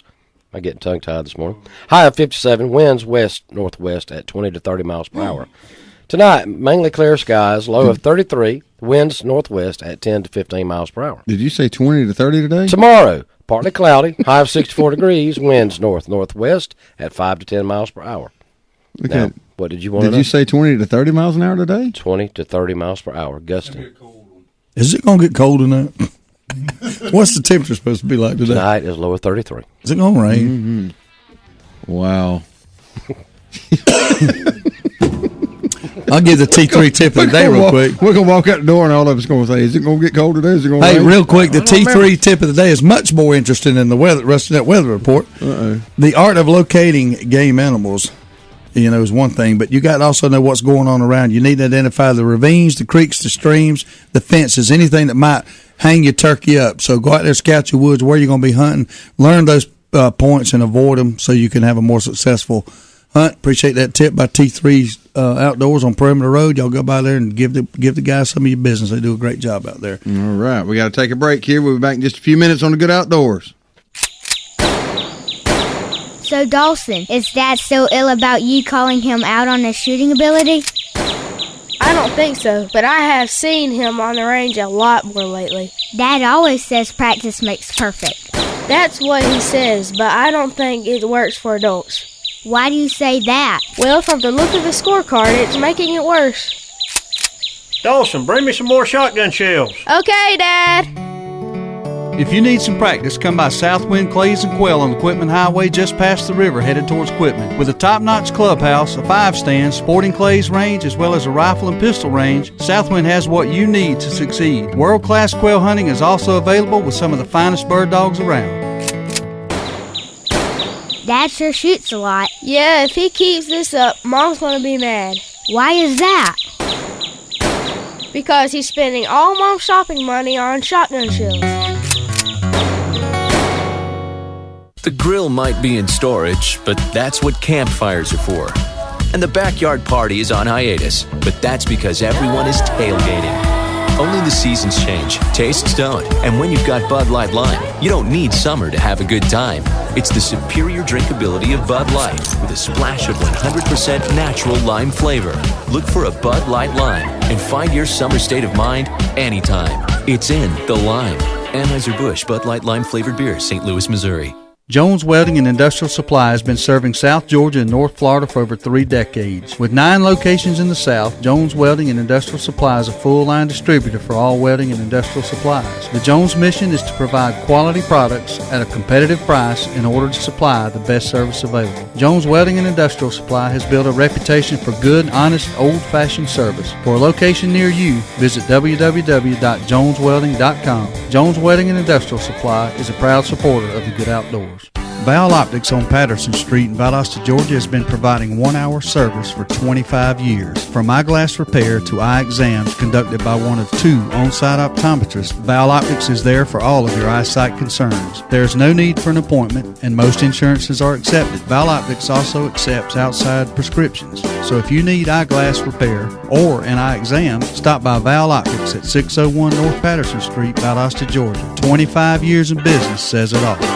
So you need a car, truck, or SUV? Look no further than Midway Auto Emporium at 4189 Bemis Road, Valdosta, Georgia. Cameron and Melissa Tucker has been serving the Valdosta area for over 7 years now. They are a family-owned and operated local business with hometown values and still believe in handshake deals. With a great selection of used cars, trucks, and SUVs, with a Carfax report on every one of them, along with bank financing at all credit levels and interest rates as low as 1.85% with approved credit. 4189 Bemis Road, or visit their website at midwayautoemporium.com. It's the Good Outdoors on 99.5 Kicks Country. Now, let's get back to the fun, talking about everything to do with the outdoors with Steve, Daryl, and Ronnie. Hey, welcome back to the Good Outdoors radio show. We've got a call coming in already. Let's take it real quick. Good morning, caller. You're on the Good Outdoors. Good morning. Hey, buddy. Hey man, what's going on? Sorry, man, I couldn't hear you. I thought you fell asleep while driving there. What's up? Hey, I got a funny story I want to tell you right quick. All right. We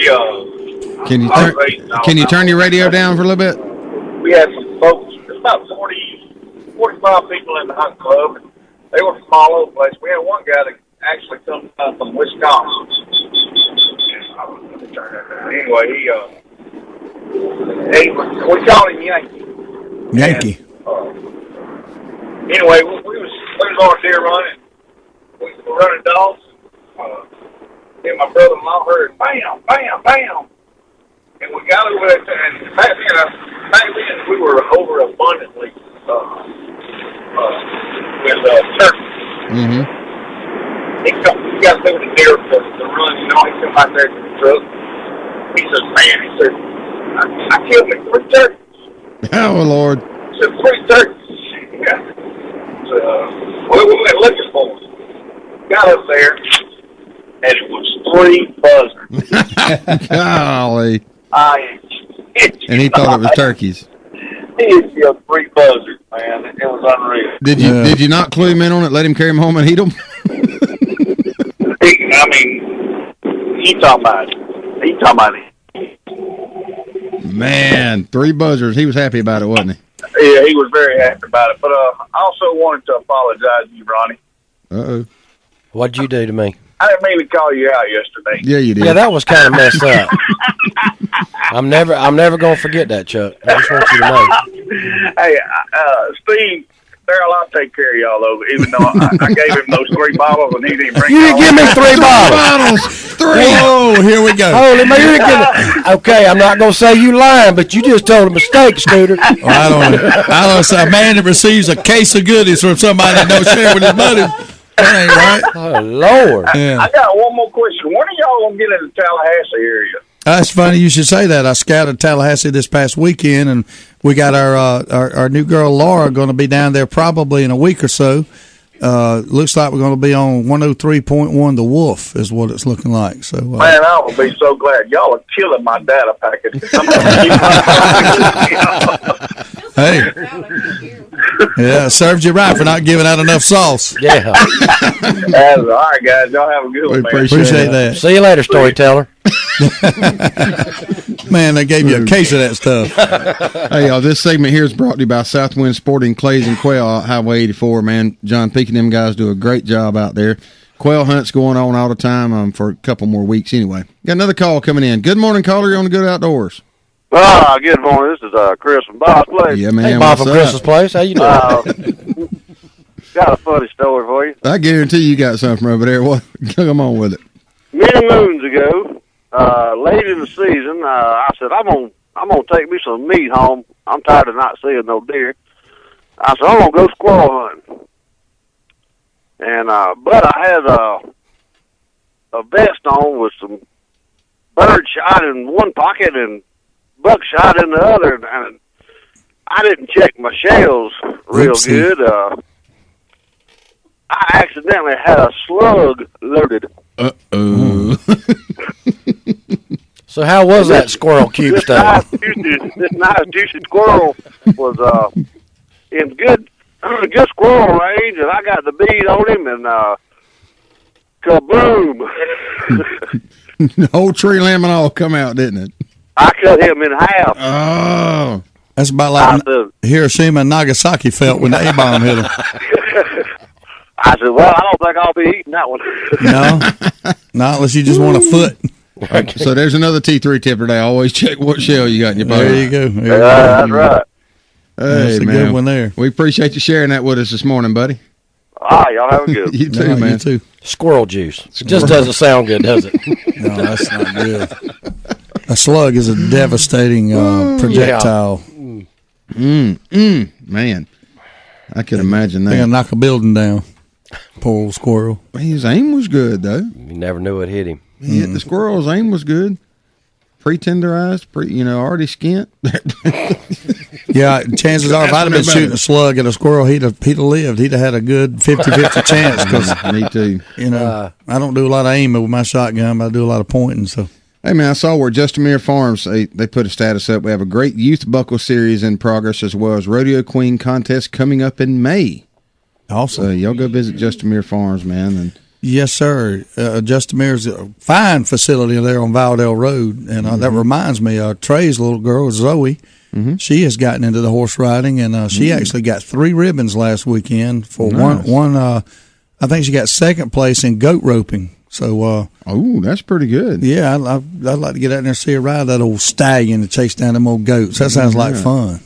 I think we ought to have you know what we need to do? When we have our youth day or whenever we have greased pig chase, you got to do it. Slather them things down with some Crisco, and ooh yeah, that'd be fun. I'll give that joker the best 17 seconds of his life. The only pig I'm gonna chase with Crisco on it, well, it'd have to be hot Crisco. I want to hear when he hits it. Apple in his mouth. Yeah. Have you Hawaiian luau? Laura, you ever participated in a greased pig chase? No. Well, you're going to get your chance on our fishing trip. You're going to be the guinea pig. Wait, does Scott all sweaty count? Nasty. Family show here, Laura. Well, that's her brother she's talking about. Yeah. But that would be kind of funny. They beat me up. No, nobody ever beat you up. You were never mind. We're not going to talk about how you were when you were little, except mean. Were you fixed to call her a brat? Yeah, she was a brat when she was young, man. I was. Golly. Well, I was the youngest of 5. I was spoiled rotten, still am. Let me show you how old I am. Last time I remember seeing Laura, she's about yay tall. Can y'all see that out here in Radio Land? He's 4 foot. 4 foot? She's about probably about 8 years old. Yep. And, actually, that. And how old are you now, by the way, Laura? We're not going to talk about it. Come on, what 28. About 28 years old. So it's been 20 years. Man, Add you're getting 2. old. Add 2. You're getting old. That's what's happening. You're getting old. Yeah. Mm-hmm. Not as old as me, though. True. Thank you a lot. You're welcome. But yeah, she was no, she wasn't really. She was nice. She'd run around the house and walk by me and Scott and hit us and run away. Yep. So she wasn't a brat. She was just mean as hell. You were talking about yesterday how big of a brat she was. Man, she was a brat. Go on and tell them. Tell her what she said She's about a big brat. She was. No, Are you going to make any comments about this supersized diamondback rattlesnake you just posted on Facebook? Well, John actually showed me that at Southwind the other day. I think it actually was from right here local. You know, some of these, they go around all the time, and some of them are photoshopped and things like that. But he told me that he showed me that one. That's a big old rattlesnake now. Well, if it's real, it says it's 9.5 feet long, 22 rattles, 2.5-inch fangs, and the head was 5 inches wide. Killed somewhere in Georgia. That's a big one. Big one. All right, let's hit this call right quick. Good morning, caller. You on the Good Outdoors?